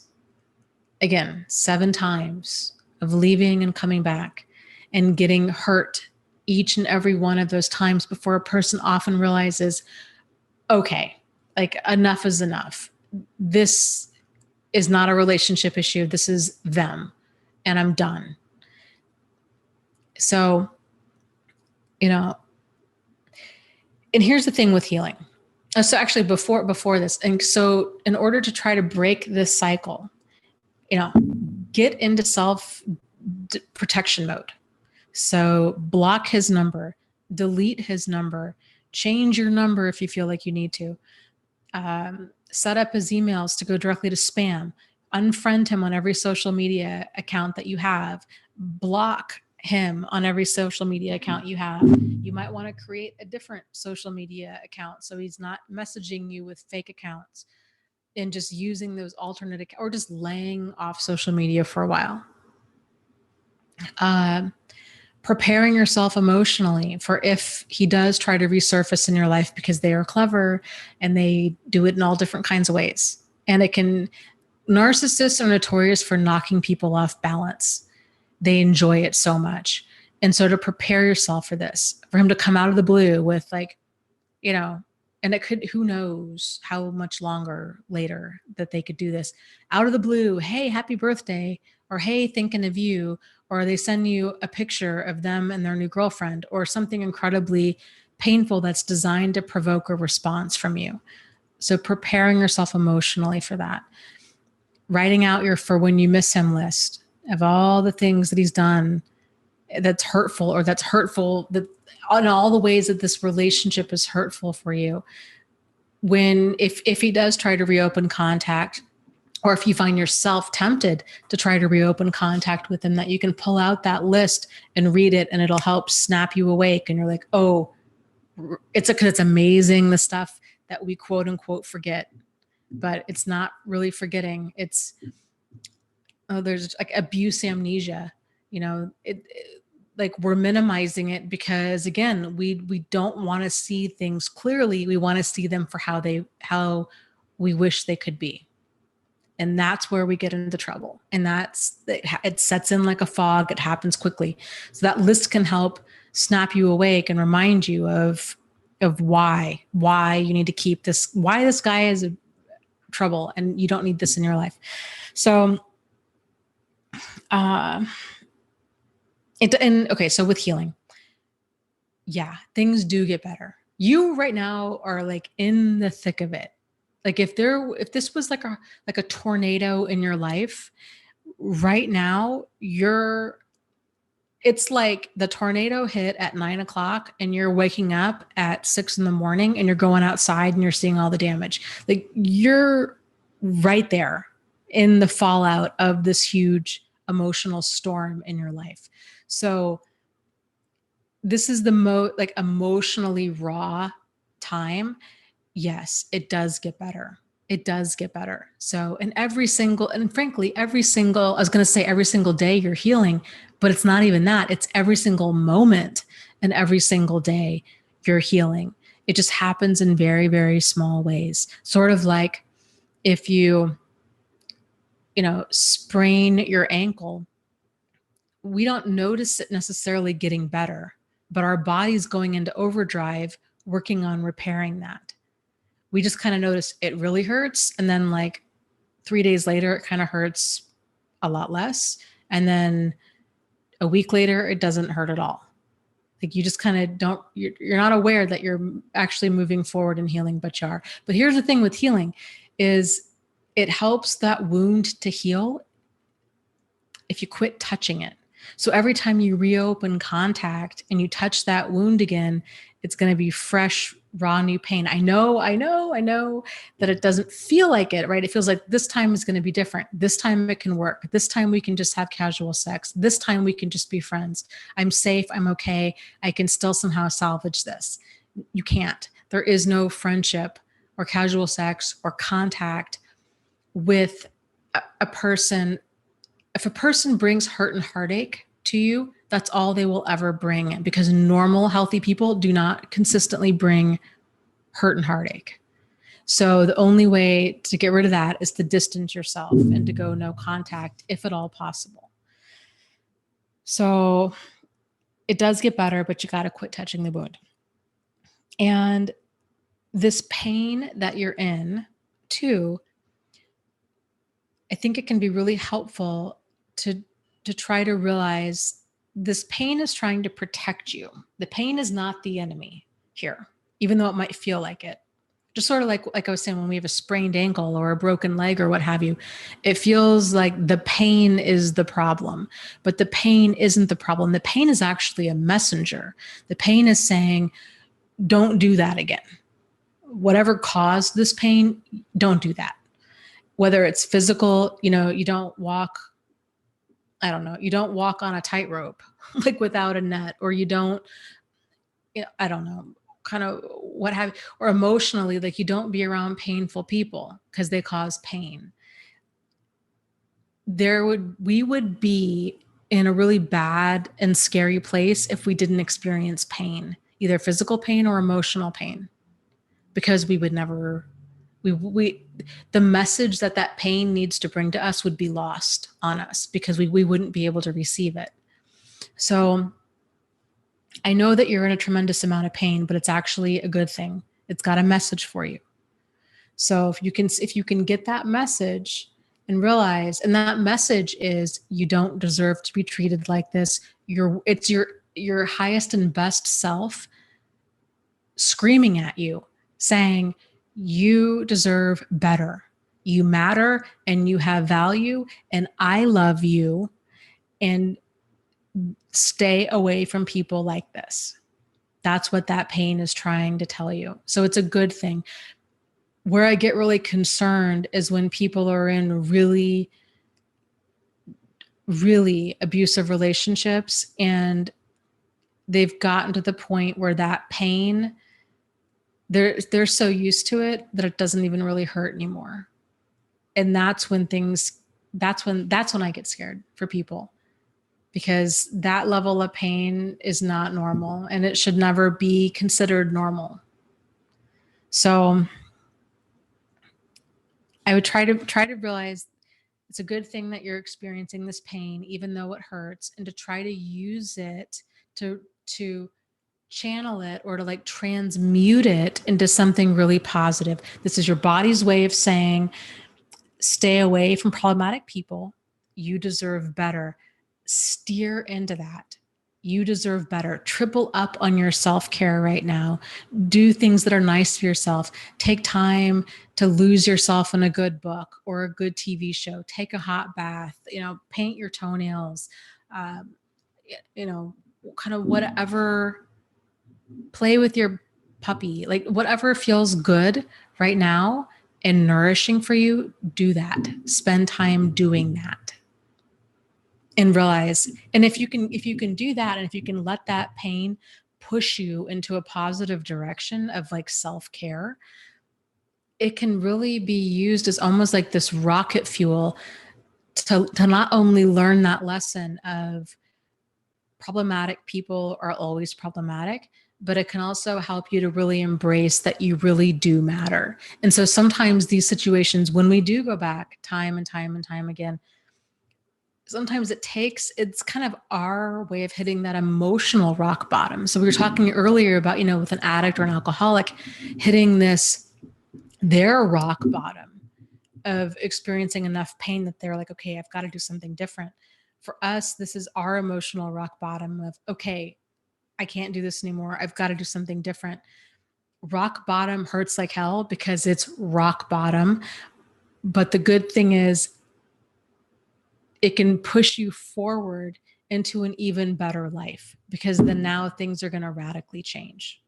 So steer into those positive changes. Okay, this is from V, who says, "Hello, Dana. I love your work and you've already helped me so much. I can't watch your live stream because I'm in a different time zone, but I watch it the next day. So I wanted to ask a question, and maybe you will address it during the next live stream. Do narcissists put you on a relationship break, but don't want to break up with you? My ex-boyfriend said he needed space and a break. He needed space and a break about a month ago, and has never contacted me again. When I tell him to just break up with me because I can't be in limbo all the time, all I get is, it never came to my head that we were broken up. Or I get a, seriously? Or even, what are you talking about? Or what are you talking about? Watch your next words carefully. To me, we are broken up, but why can't he just tell me that instead of ignoring me? I'm already slowly getting over him, but it just bothers me so much. He is talking to his ex again, so I bet he is trying to see if it might work out with her again, and if not, try to hoover me. I hope this wasn't too long of a story. Keep up the great work. Love from Europe. Signed, V. Okay, V. Yes. They do this. You got it. You see it. He's doing this to keep you in that pipeline. He's putting you in this holding pattern, and he's playing stupid, right? And he's also kind of planting the seeds of this relation. Like you said, he said, what are you talking about? And watch your next words carefully. Sort of like, I'm going to play stupid, but if you push me, I'm going to break up with you. So this is completely grooming behavior. Yeah, he definitely, my guess would be he's got somebody he's sleeping with during this time. That's what normally happens. Like when they kind of go silent out of the blue or for a ridiculous reason, or like they provoke a fight over nothing. And then they're like, that's it. I'm done. I want a divorce. I've never been happy. And then they leave. But then 2 weeks later they come back, and you can feel it when somebody's like provoking a fight where you're like, you're not even trying to argue, but they keep trying. And it's almost comical because you're like, what's going on here? When they up and leave like that, yeah, it's normally because there's somebody else, but he wants to keep you on the back burner. So and it sounds like you know this, and it sounds like you're waiting for him to break up with you, which kind of makes me wonder, is it this concern that you don't want to break up with him? And if so, kind of why? I mean, I can guess because I've been there, but I think it's something that's kind of worth reflecting on. And this is where having deal breakers comes into play. Like don't take back your power and control and realize that you're in the driver's seat. It's your life. And if somebody's mistreating you, this is where deal breakers come in. And for you to say to yourself, like, I am not going to be treated like this. Like, I am going to, pick up my self-esteem and my dignity off of the floor. And I'm going to tell him we're done, and I'm going to mean it. But I'm not going to be treated like this by him or by anybody. I'm done. I will never be treated like this again. And that can be, again, like we were just talking about, like this can be the great lesson in all of this, is sometimes we have to get pushed so far for us to realize this is ridiculous. I'm done. I will never tolerate this again. And it can be a good thing because that's now set the bar a lot higher for our standards and expectations of what we want in our life. And so we're not waiting around for other people to treat us right. We're expecting it. And if they don't rise to that level of our expectations, we're out the door. So yeah, outrageous behavior. You can't have a relationship with somebody who, well, for one, who's cheating, and for two, who doesn't have that open, honest, sincere, solutions-oriented communication, and somebody who's manipulating. Because boy, does that kind of stuff get under any normal person's skin when they're doing something that's obviously problematic, but then they play stupid. Well, what do you mean? Are we broken up? I mean, I haven't talked to you in a month, but isn't that normal? I mean, and you're sitting here thinking like, no, we normally talk every day or every other day. We see each other. We live together, right? Do you know what I mean? And then you moved out. I haven't seen you in a month. Like, yeah, this is not normal. Quit trying to make me feel like this is somehow normal, because it's not. So it's gaslighting. It's completely that none of this stuff is workable. Any one of these things that you're mentioning is not workable.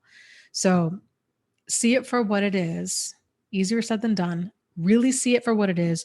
Write out your for when you miss him list, all these bullet points of all these reasons for why you need to go, and keep reminding yourself of this, and then you call it off. And don't listen to his excuses. Don't listen to his manipulations. Oh, you're crazy. You're drama. You're looking for a reason to break up with me. You must be cheating on me. Don't fall for it. Don't fall for it. Just, I would just go no contact. You don't need to call him and tell him anything. You're not going to get closure anyhow. So all you're going to get is more manipulation and lies. So I would just say, just be done. Just be done and drive on and realize never again, never again are you going to be in a relationship or a friendship or a work environment or anything like that where somebody treats you like that. No relationship is worth your dignity and your respect and your safety or your sanity. It's never worth it. Okay, let me jump over to the chat here. Yeah, Dana says, this is one of the hardest things I have gone through. It isn't like a regular relationship. When it ends, it's so hard. Yeah. Or the ending of these relationships are devastating because generally because of the level of intensity that's involved. So narcissists, emotional manipulators in general, when they can take a person to the highest of high and then drop them to the lowest of lows, it's such an emotional roller coaster. It's beyond devastating. And it doesn't matter how long a person's been in a relationship with them, whether it's been, a few weeks or if it's been, 50 years. It's emotionally devastating. And I think really too, the kind of what helps with that is the more you can educate yourself about this, the more it makes sense, because it's when people tend to not know what is going on, and then they kind of feel like, oh, I feel like I lost my soulmate, but I can't tell if I lost my soulmate, like if this was the best thing that ever happened to me or the worst thing that's ever happened to me. And when they're confused like that and they're trying to kind of put the pieces together, it can just be so, it can be so confusing. And that's one of the reasons they keep getting sucked back into this manipulation over and over and over again. It's just very, very destructive. Okay, let me scroll down here.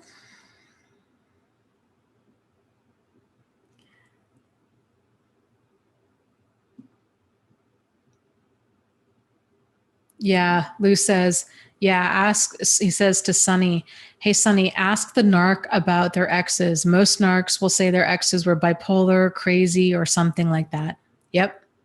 Manipulative or abusive or what have you, because in their mind, they're never the problem. Again, they always think that they justify their own behavior. So it was like the example I gave of, I think when most people get hangry and we get irritated with other people, or okay, when a person is, road rage, it's that same mindset of, I wouldn't have had to yell at that driver or tailgate them or whatever had they not been driving like that. It's that sense of entitlement that everything should work out the way that I want it to work out because I'm the center of the universe. It's that mentality that's with a narcissist. It's so problematic. So in their mind, they feel justified. Yeah, I hit her. She had it coming. Or yeah, I, I yelled at him, but he had it coming. Or hit him or whatever. Like they feel justified in every single thing that they do. And they oftentimes make themselves the victim of the situation and they spin it around. It's really wild how they can start convincing themselves of things, and they really leave out large chunks of the story and say, look at what she did. Now my kids, I can't see my kids because of her.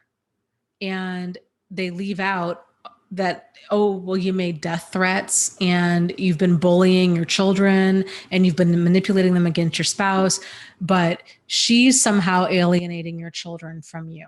Like, no, your behavior alienated your children from you. But again, they don't see that.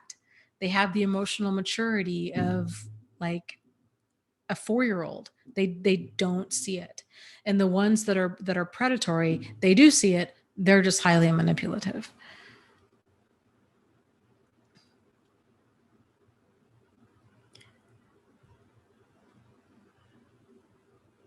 So And it can be difficult. So a lot of people that have been in abusive relationships might think, well, how can I tell who really has been abused? Like who really has been abused and who really is an abuser?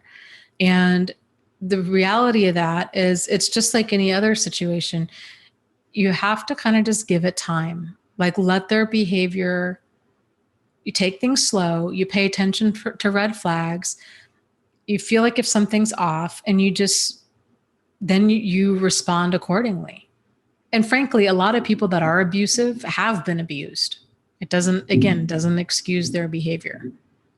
So, you know, it's goes back to having deal breakers for you and getting to the place where you realize that you have value and that it's not healthy for you to have a dynamic where you're sinking yourself to save somebody else. If it's ever off like that, there's something wrong, and it's worth taking a few steps back and figuring out how do I get this into something that's more of an even, balanced relationship or friendship or what have you.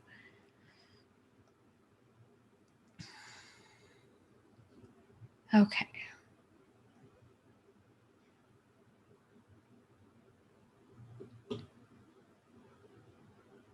Let me scroll up here. Hope asks, can being isolated for a long period of time make you not want to be around people anymore? Yeah, possibly.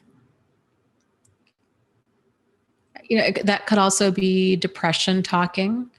I think it depends to kind of what a person's hobbies are and how kind of maybe naturally introverted they are. I isolated after, especially after my relationship with the first guy, and but and this is where it can be dangerous for me because I don't mind being alone. Like I like to read, I like to write, I like to make jewelry, I like to kind of do things that are more of an isolating type thing, and I like to watch movies. Sometimes I have to almost force myself to just get out of the house and go do things. And because, I just, I enjoy my own company. Like I can entertain myself. It's not a problem. But if a, but it can become problematic. So I think it's important to pay attention to, you know, how you're feeling, and are you isolating, kind of what's driving this, and is it a fear of people? Is it a fear of being hurt? Because that's very normal too. It's understandable. If you've been abused, it's a reasonable concern to feel like I don't want that to ever happen again. So, a big part of that's normal. It's part of that complex post-traumatic stress that most people experience after these types of relations. I think, frankly, everybody experiences it to some degree. I would think it would almost be weird if a person kind of didn't. So, but paying attention to kind of what are the underlying feelings there. I'm a big fan of that website, meetup.com. If you are interested in kind of getting back out there, there's tons of meetups all over the world, many of which are free. It can be a great way to make some new friends. It's not a dating site. It's a great way to make some new friends, try out some new hobbies, uh, just do some fun things. I mean, I was looking on Meetup the other day and there was like a Reiki meetup group, and there's one for WordPress, which is what my website is, which I joined. And so, there's just all kinds of groups out there. And it can be kind of a fun way to get back into life if that's something that you guys are struggling with.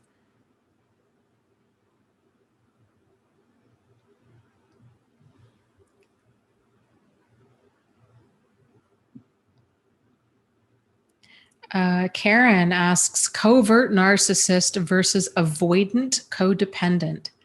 Can an avoidant codependent change?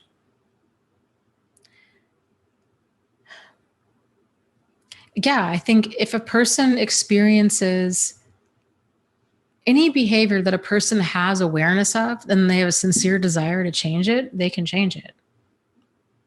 You know? And don't let anybody tell you that you can't. Really. I mean, it's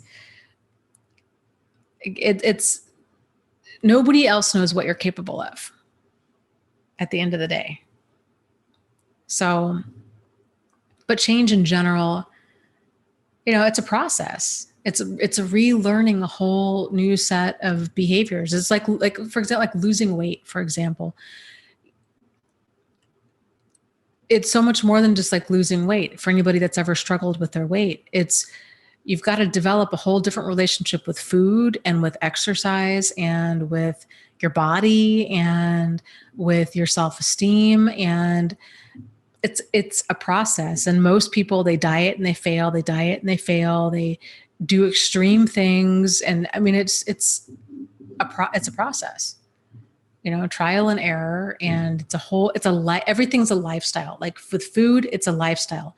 With personality changes, it's a lifestyle.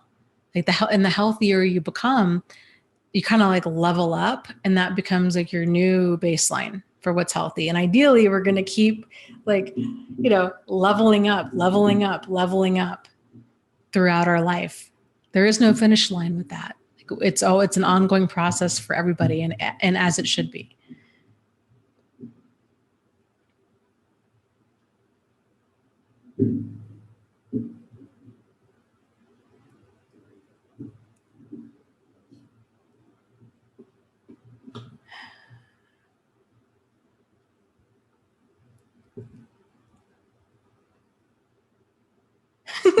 Okay, Missouri Cowboy says, Dana, at some point, talk about your book tonight, please. He grovels.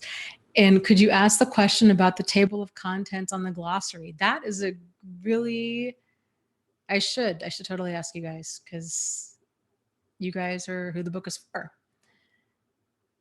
He says, I'm beginning to think my attempts to manipulate Dana by groveling are not working. No, they are. Thank you. And it's a great idea to ask the group. So, okay, my book is for real finished. For real. Not the rough draft that was posted to Amazon when it shouldn't have been posted. The real book is really done. I'm so excited. So the next step is I have to get it formatted for the ebook version, and then I'll have to get it reformatted for the print version. So I had posted a question in the Facebook group today with the table of contents. So hear me out.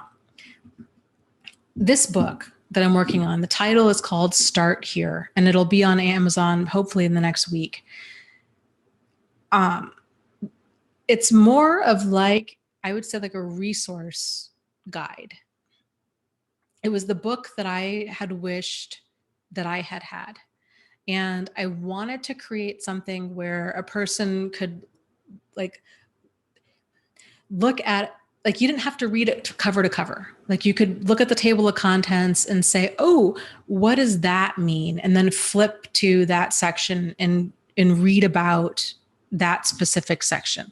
So two of the sections in this book, it's called Start Here, and it really is like a very solid starting point. Two of the sections in particular are long. So one is on definitions, and I forget how many there are, but probably, I don't even know, 30, 40, maybe even more definitions. And then another section is frequently asked questions. And I think there's maybe like a dozen or so frequently asked questions in there. So the table of contents, like as it stands, because I have every single thing written out, is the table of contents is like 5 pages long, which is long.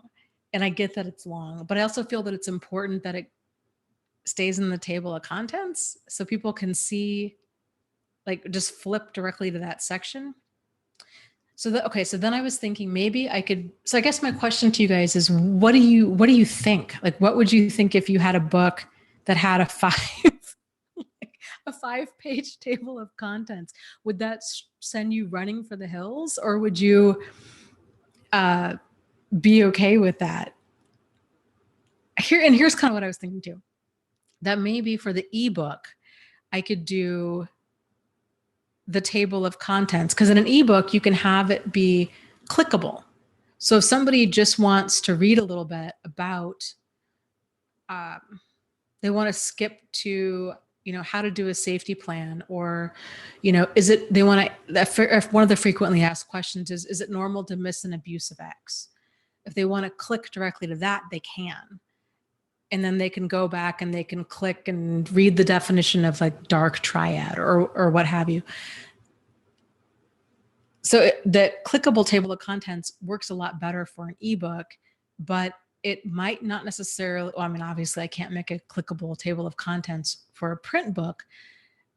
The print book would have, I was thinking a glossary, and then I was thinking maybe like more of a condensed table of contents. So instead of having like, I don't know, all 40 definitions, all the terms listed out, it could just have like chapter 7, I think it is. Like chapter 7 is definitions. So it could just be like the chapter headings without all of the sub info. Does that make sense? So I don't know. Let me, yeah, Lucy says, I love Pete Walker's table of contents. It is huge. I say keep it. You can go back to what you want to review. Okay. I think that's good feedback. Real quick, so postmodern, great point. Postmodern says, I'm going to try to find that article about codependency not being a real diagnosis and post it in the Facebook group. Here's the thing with codependency. Yeah, it's not currently listed as a diagnosis or a personality disorder. And which I have mixed feelings about that, because generally a personality disorder it's a problematic personality traits that cause problems in a person's life, whether they see it causes problems in their life or in the lives of others, regardless of whether or not they see it. So it has been up for inclusion in the DSM multiple times, and it has not been allowed. I really don't know why, because many personality disorders can be resolved with like the right therapy, the right tools. Borderline personality, there's great success with dialectical behavioral therapy. You've got like obsessive compulsive disorder. There's lots of different like disorders in there that can be effectively treated. I think codependency is a very real thing, especially if a person has a pattern of one-sided problematic relationships in their life. I think and I think not every person that gets tangled up with a narcissist is codependent. But if they have a pattern of getting tangled up with problematic people, there's definitely something more at work there that's probably subconscious. And in their mind, we were talking about this in the admin section of my group today, how hard it is for a codependent person to see the problematic behavior that we have, especially because a lot of times our behavior is good, or we think it's good. We're giving, we're kind, we're compassionate, we're understanding, but it's to a fault. That's where that behavior becomes problematic. But just like narcissists, people have a hard time seeing their behavior as problematic. All of us struggle with this. So, just like it's really hard for a person that feels like no, because we say like with abuse, like it's not your fault, and it's not your fault. Even if a person's codependent, it's still not their fault.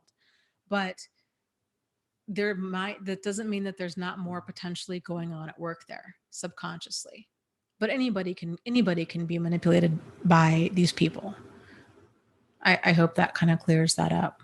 I know it's a tough topic, and a lot of people I used to get really angry when people would even mention codependency.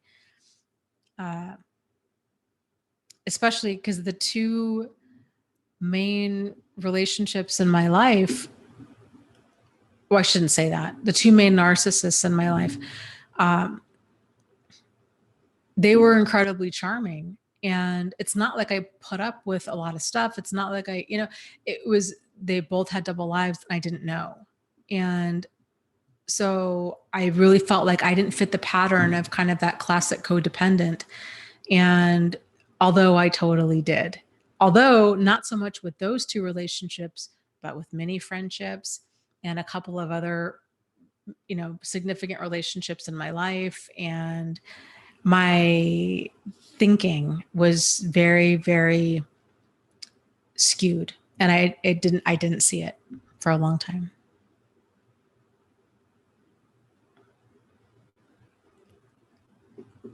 I think it's all of these terms. I even talk about this in the book. I think the thing with the terms change, and understanding of terms change, and terms come and go.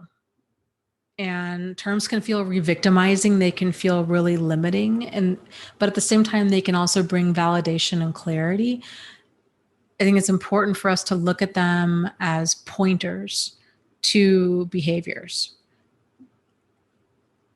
and to see pointers to behaviors and to focus on that, because that's really what's the most important. The behaviors don't change.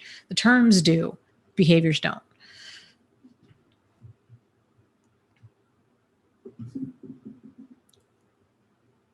Yeah. Kristen says codependency is a pattern of being in relationships with people, not just romantic.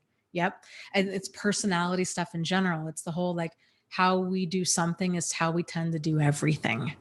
And with problematic relationships, it tends to be this one relationship or this one friendship that causes us so much pain that it brings us to Google, right? Or to YouTube. We're trying to figure out their behavior. We're trying to figure out what's wrong.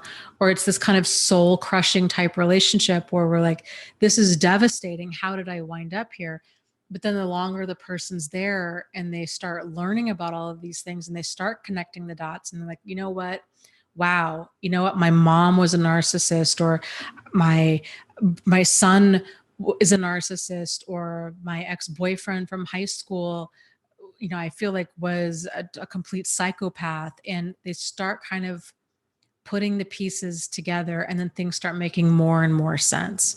And then they might realize, oh my gosh, I've had this long-standing pattern of these one-sided relationships my whole life. And it maybe hasn't been that, or maybe it hasn't been that big of a problem up until this moment. So it's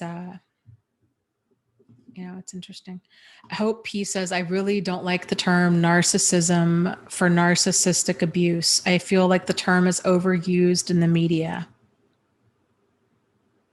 Yeah, I feel like the term narcissist is overused in the media and misused too in the media. The term narcissistic abuse. Yeah, again, like, there's pros and cons to it.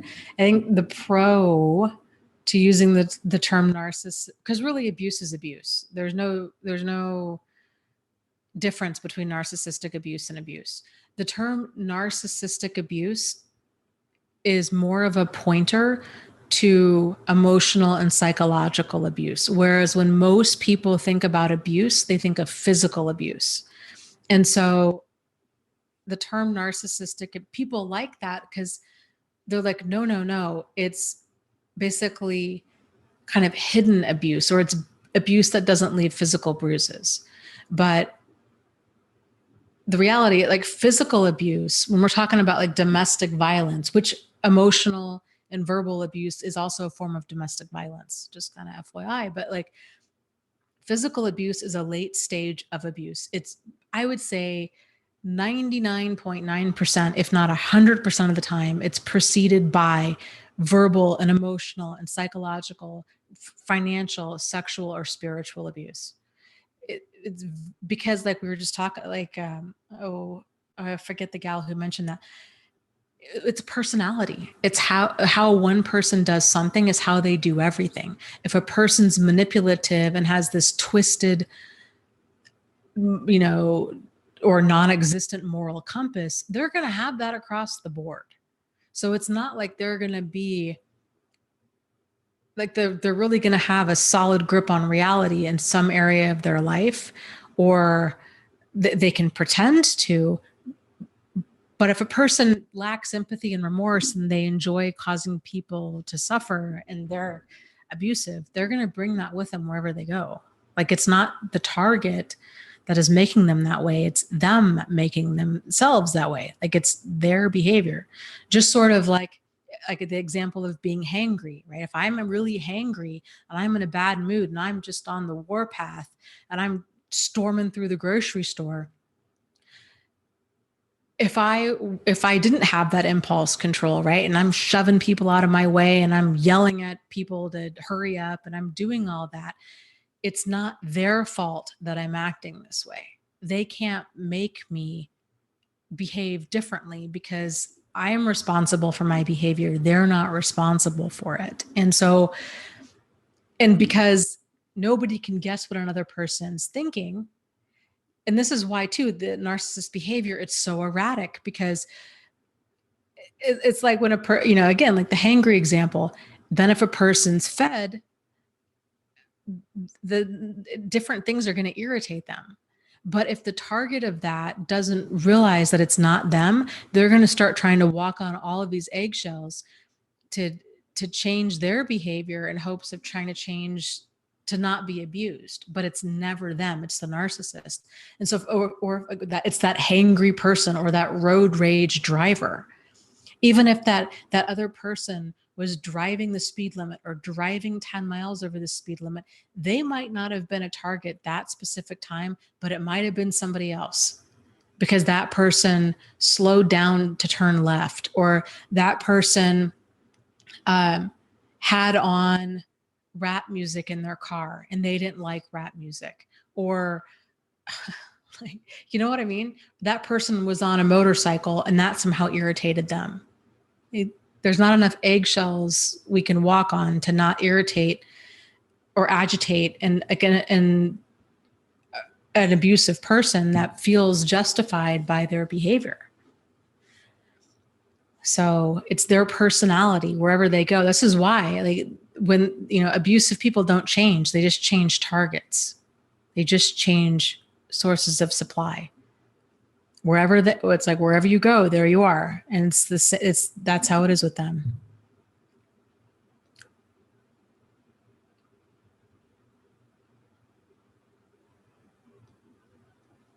Okay.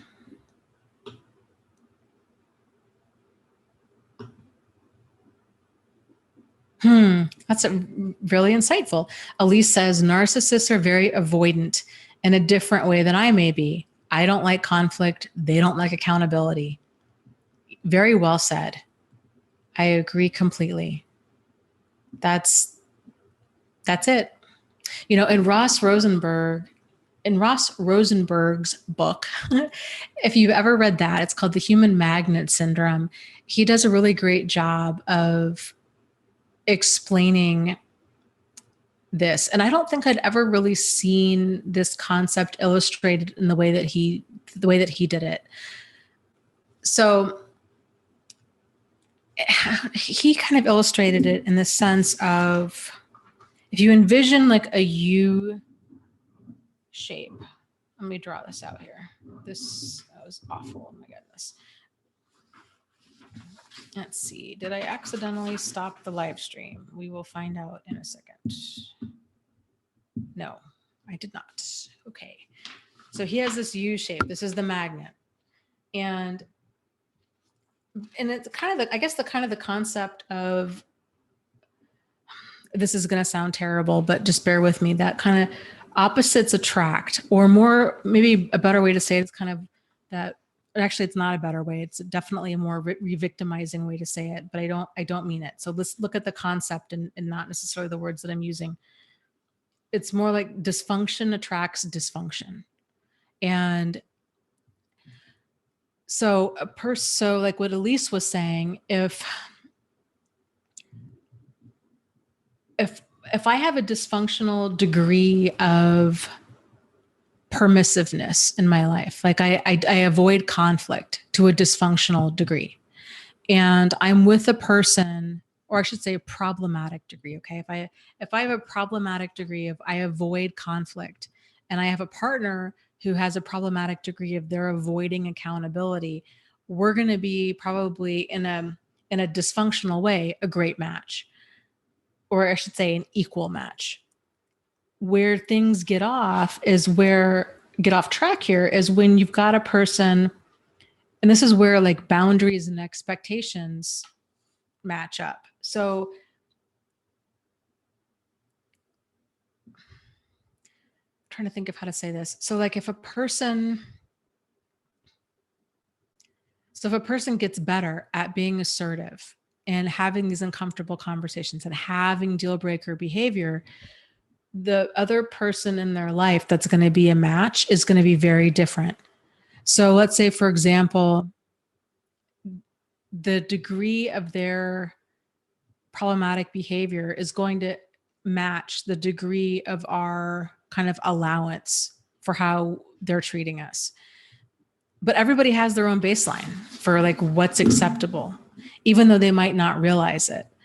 And so a person might be like, well, I'll stay if I'm being cheated on or yelled at or belittled, but I'm out the door if he raises a hand to me.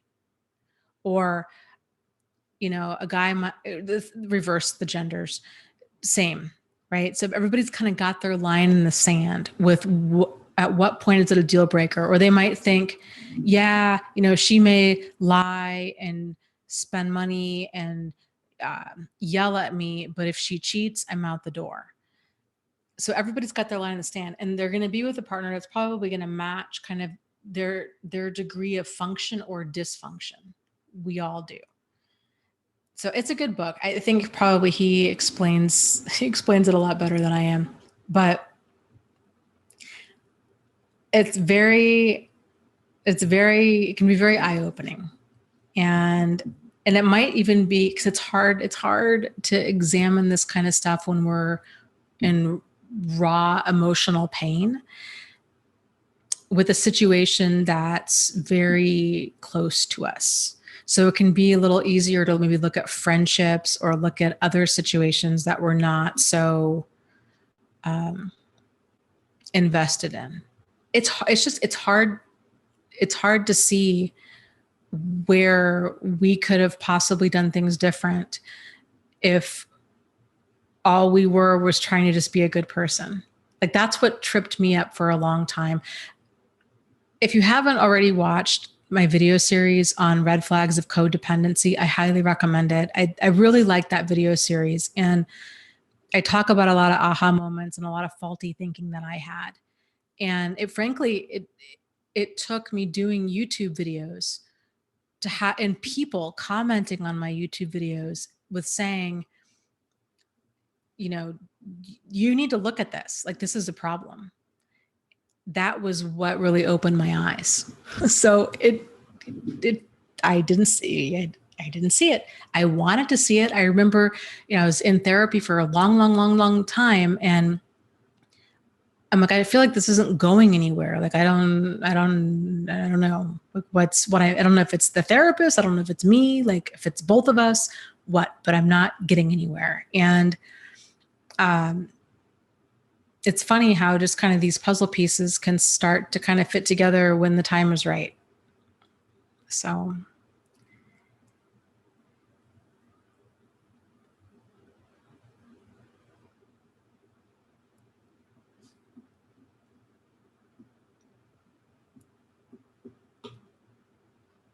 Okay, let's see here.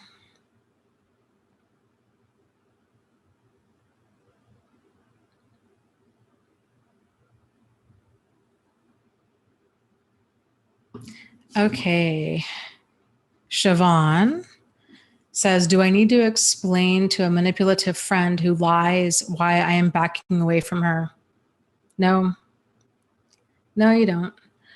If you want to, you can. But if she's manipulative and if she's a liar, I don't know. To me, I just am a strong believer in like self defense and like self protection. And you just don't owe anything to a person who at any given point is like actively working against you, because she's going to just be manipulative, right? Like it's not going to have the ending, it's not going to have the closure. I guess I would encourage you to kind of play that out in your mind. So if you tell her, hey, you're manipulative and a liar, she's going to deny it. She's probably going to call you manipulative and controlling and insecure and, and probably not going to end well. But you could maybe send a letter and let her know, but I wouldn't invest a whole lot of time into it in any way, shape, or form, because it's just going to blame you. So, or deny it.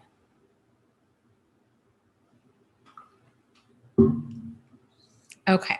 There was another question here. But when it's, we're already at the 3-hour mark. Okay, I'm going to read this question. This is a long one. It's a good one, though. Okay, dear Dana, I have 4 kids with this monster. They are all wounded. I'm still doing damage control after the worst divorce ever. Me and the children were screwed so badly because I had no money for a decent lawyer, and go figure, he had control. So as if yesterday,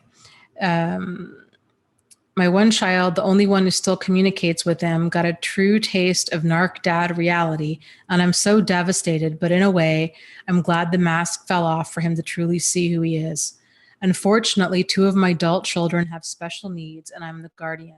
He pays nothing for one and a small portion for the other, nothing through the courts.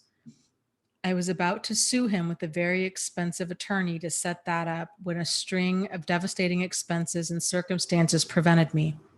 I'm trying to understand what God wants from me and why it is so damn hard. I'm the responsible one. Why am I getting blasted and all this crap is happening? My kids depend on me. So my quandary is, some situations call for limited contact with these monsters. I see so much in these forums about no contact. I would love to have no contact, but sometimes it's not possible when there's still a long legal battle ahead and children involved. I'm reactivating my real estate license. I have no savings.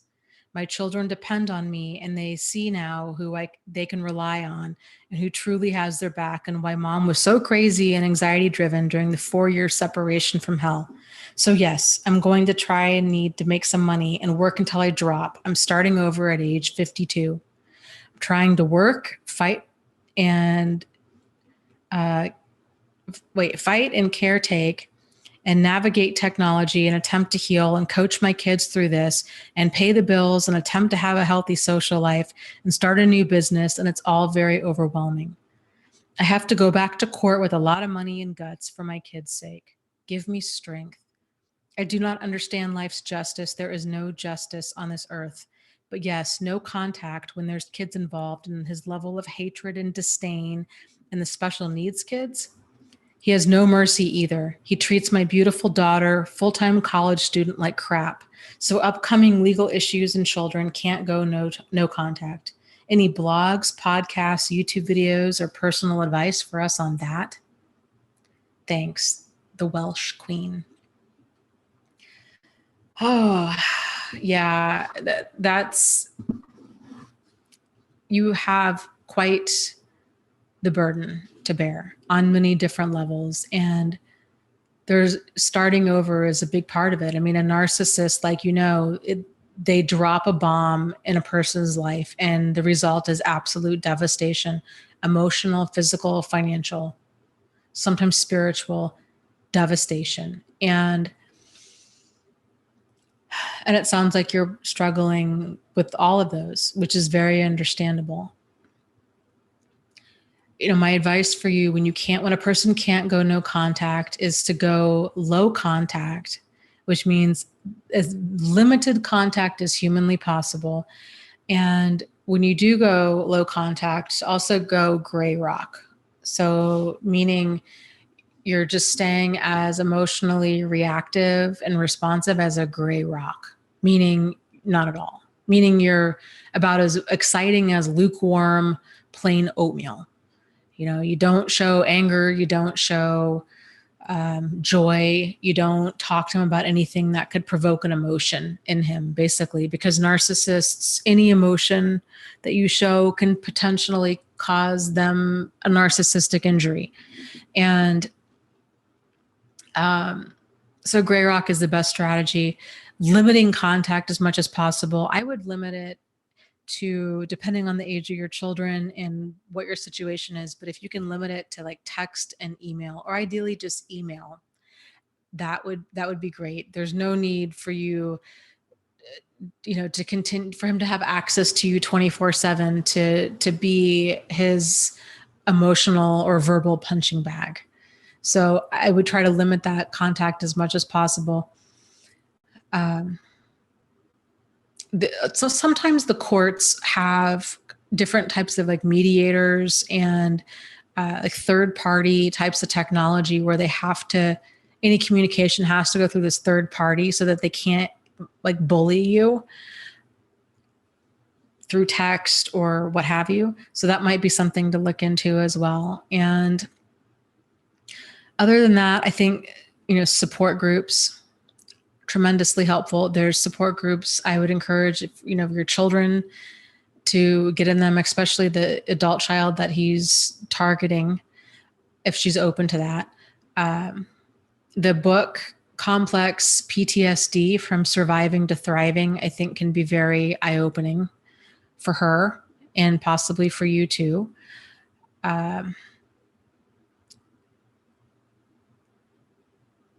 And if you can find a good therapist, if you can afford a good therapist, that can be helpful. But if you can't, I think sometimes support groups can be a good way to go. Al-Anon groups can be supportive.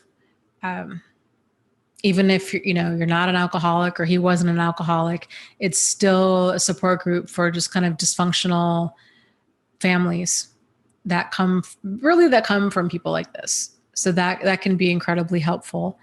Those groups are free and they're worldwide. And, the power in rebuilding.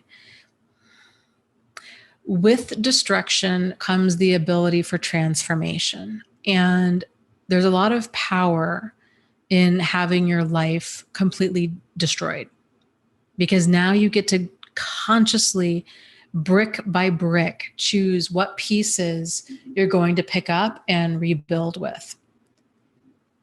It's work, and it's in front of you, and it's not fair, and it's not right, but it is, and this is where you're at. But like I said, the beauty in this, the transformative power in all of this, is when you start rebuilding your life and you're going about it and you're thinking about, what do you want in your life? What do you want in this next chapter of your life? What kind of people, what kind of hobbies, what kind of experiences, what kind of emotions, what kind of, everything. Like who do you want to be?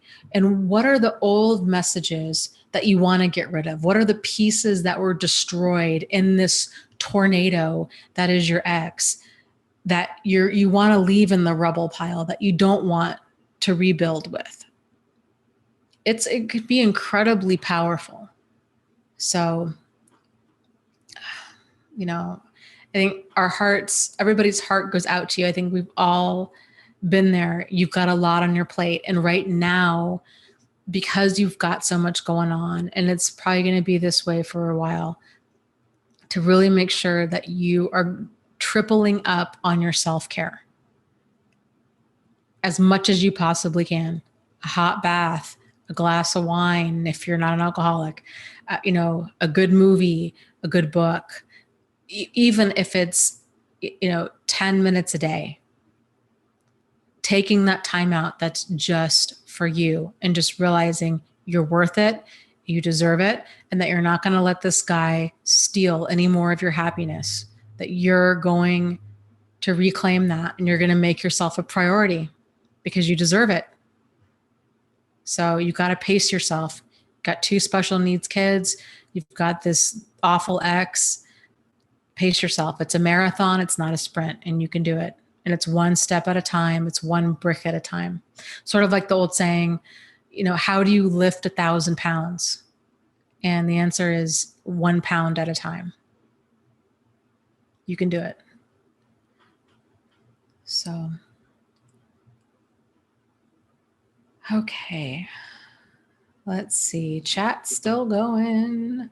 How about we take a few minutes and, speaking of self-care, take a few minutes for those that just want to close their eyes. You can keep them open, just stretch out, just kind of let that tension go and just be here in the moment and take a few deep breaths and just realize that you're here and that you're safe and that it's good and that you can slow down. You can take a few deep breaths. You can be here. You are here.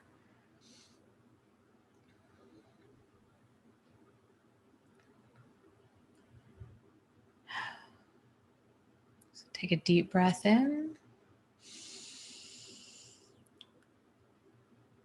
And slowly let it out.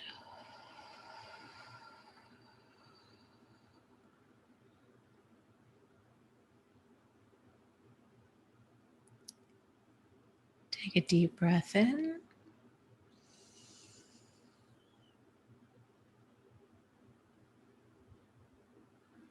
And slowly let it out.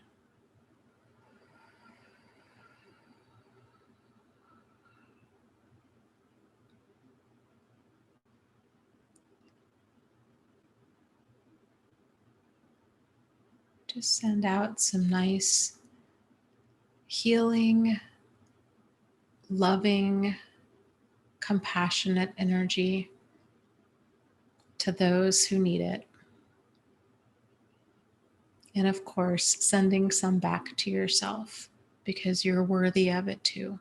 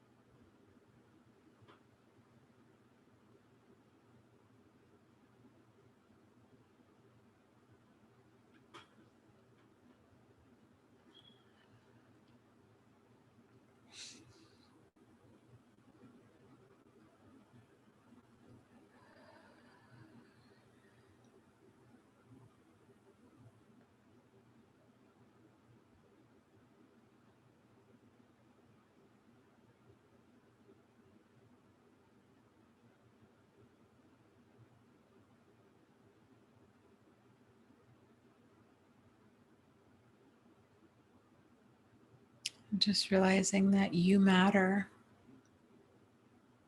and you're worth making a priority in your own life. So send some of that healing energy back to yourself.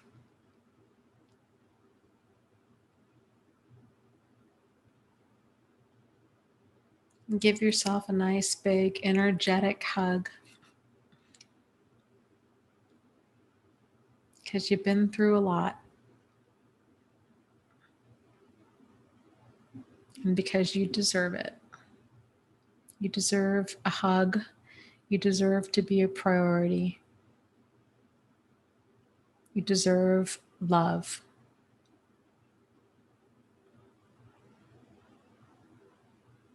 So when you're ready, open your eyes and come back.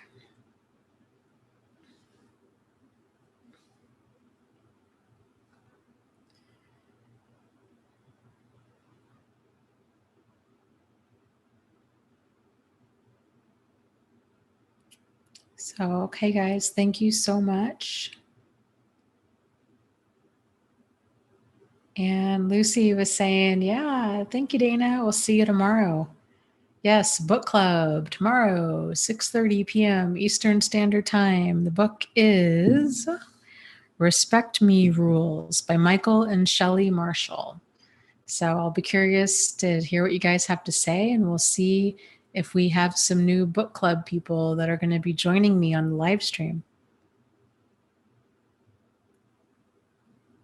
So you guys take care. It's so great to see you guys every single week. It just is, I just get the biggest kick out of it. It's so fun to see familiar names and faces from all over the world. It just makes me smile.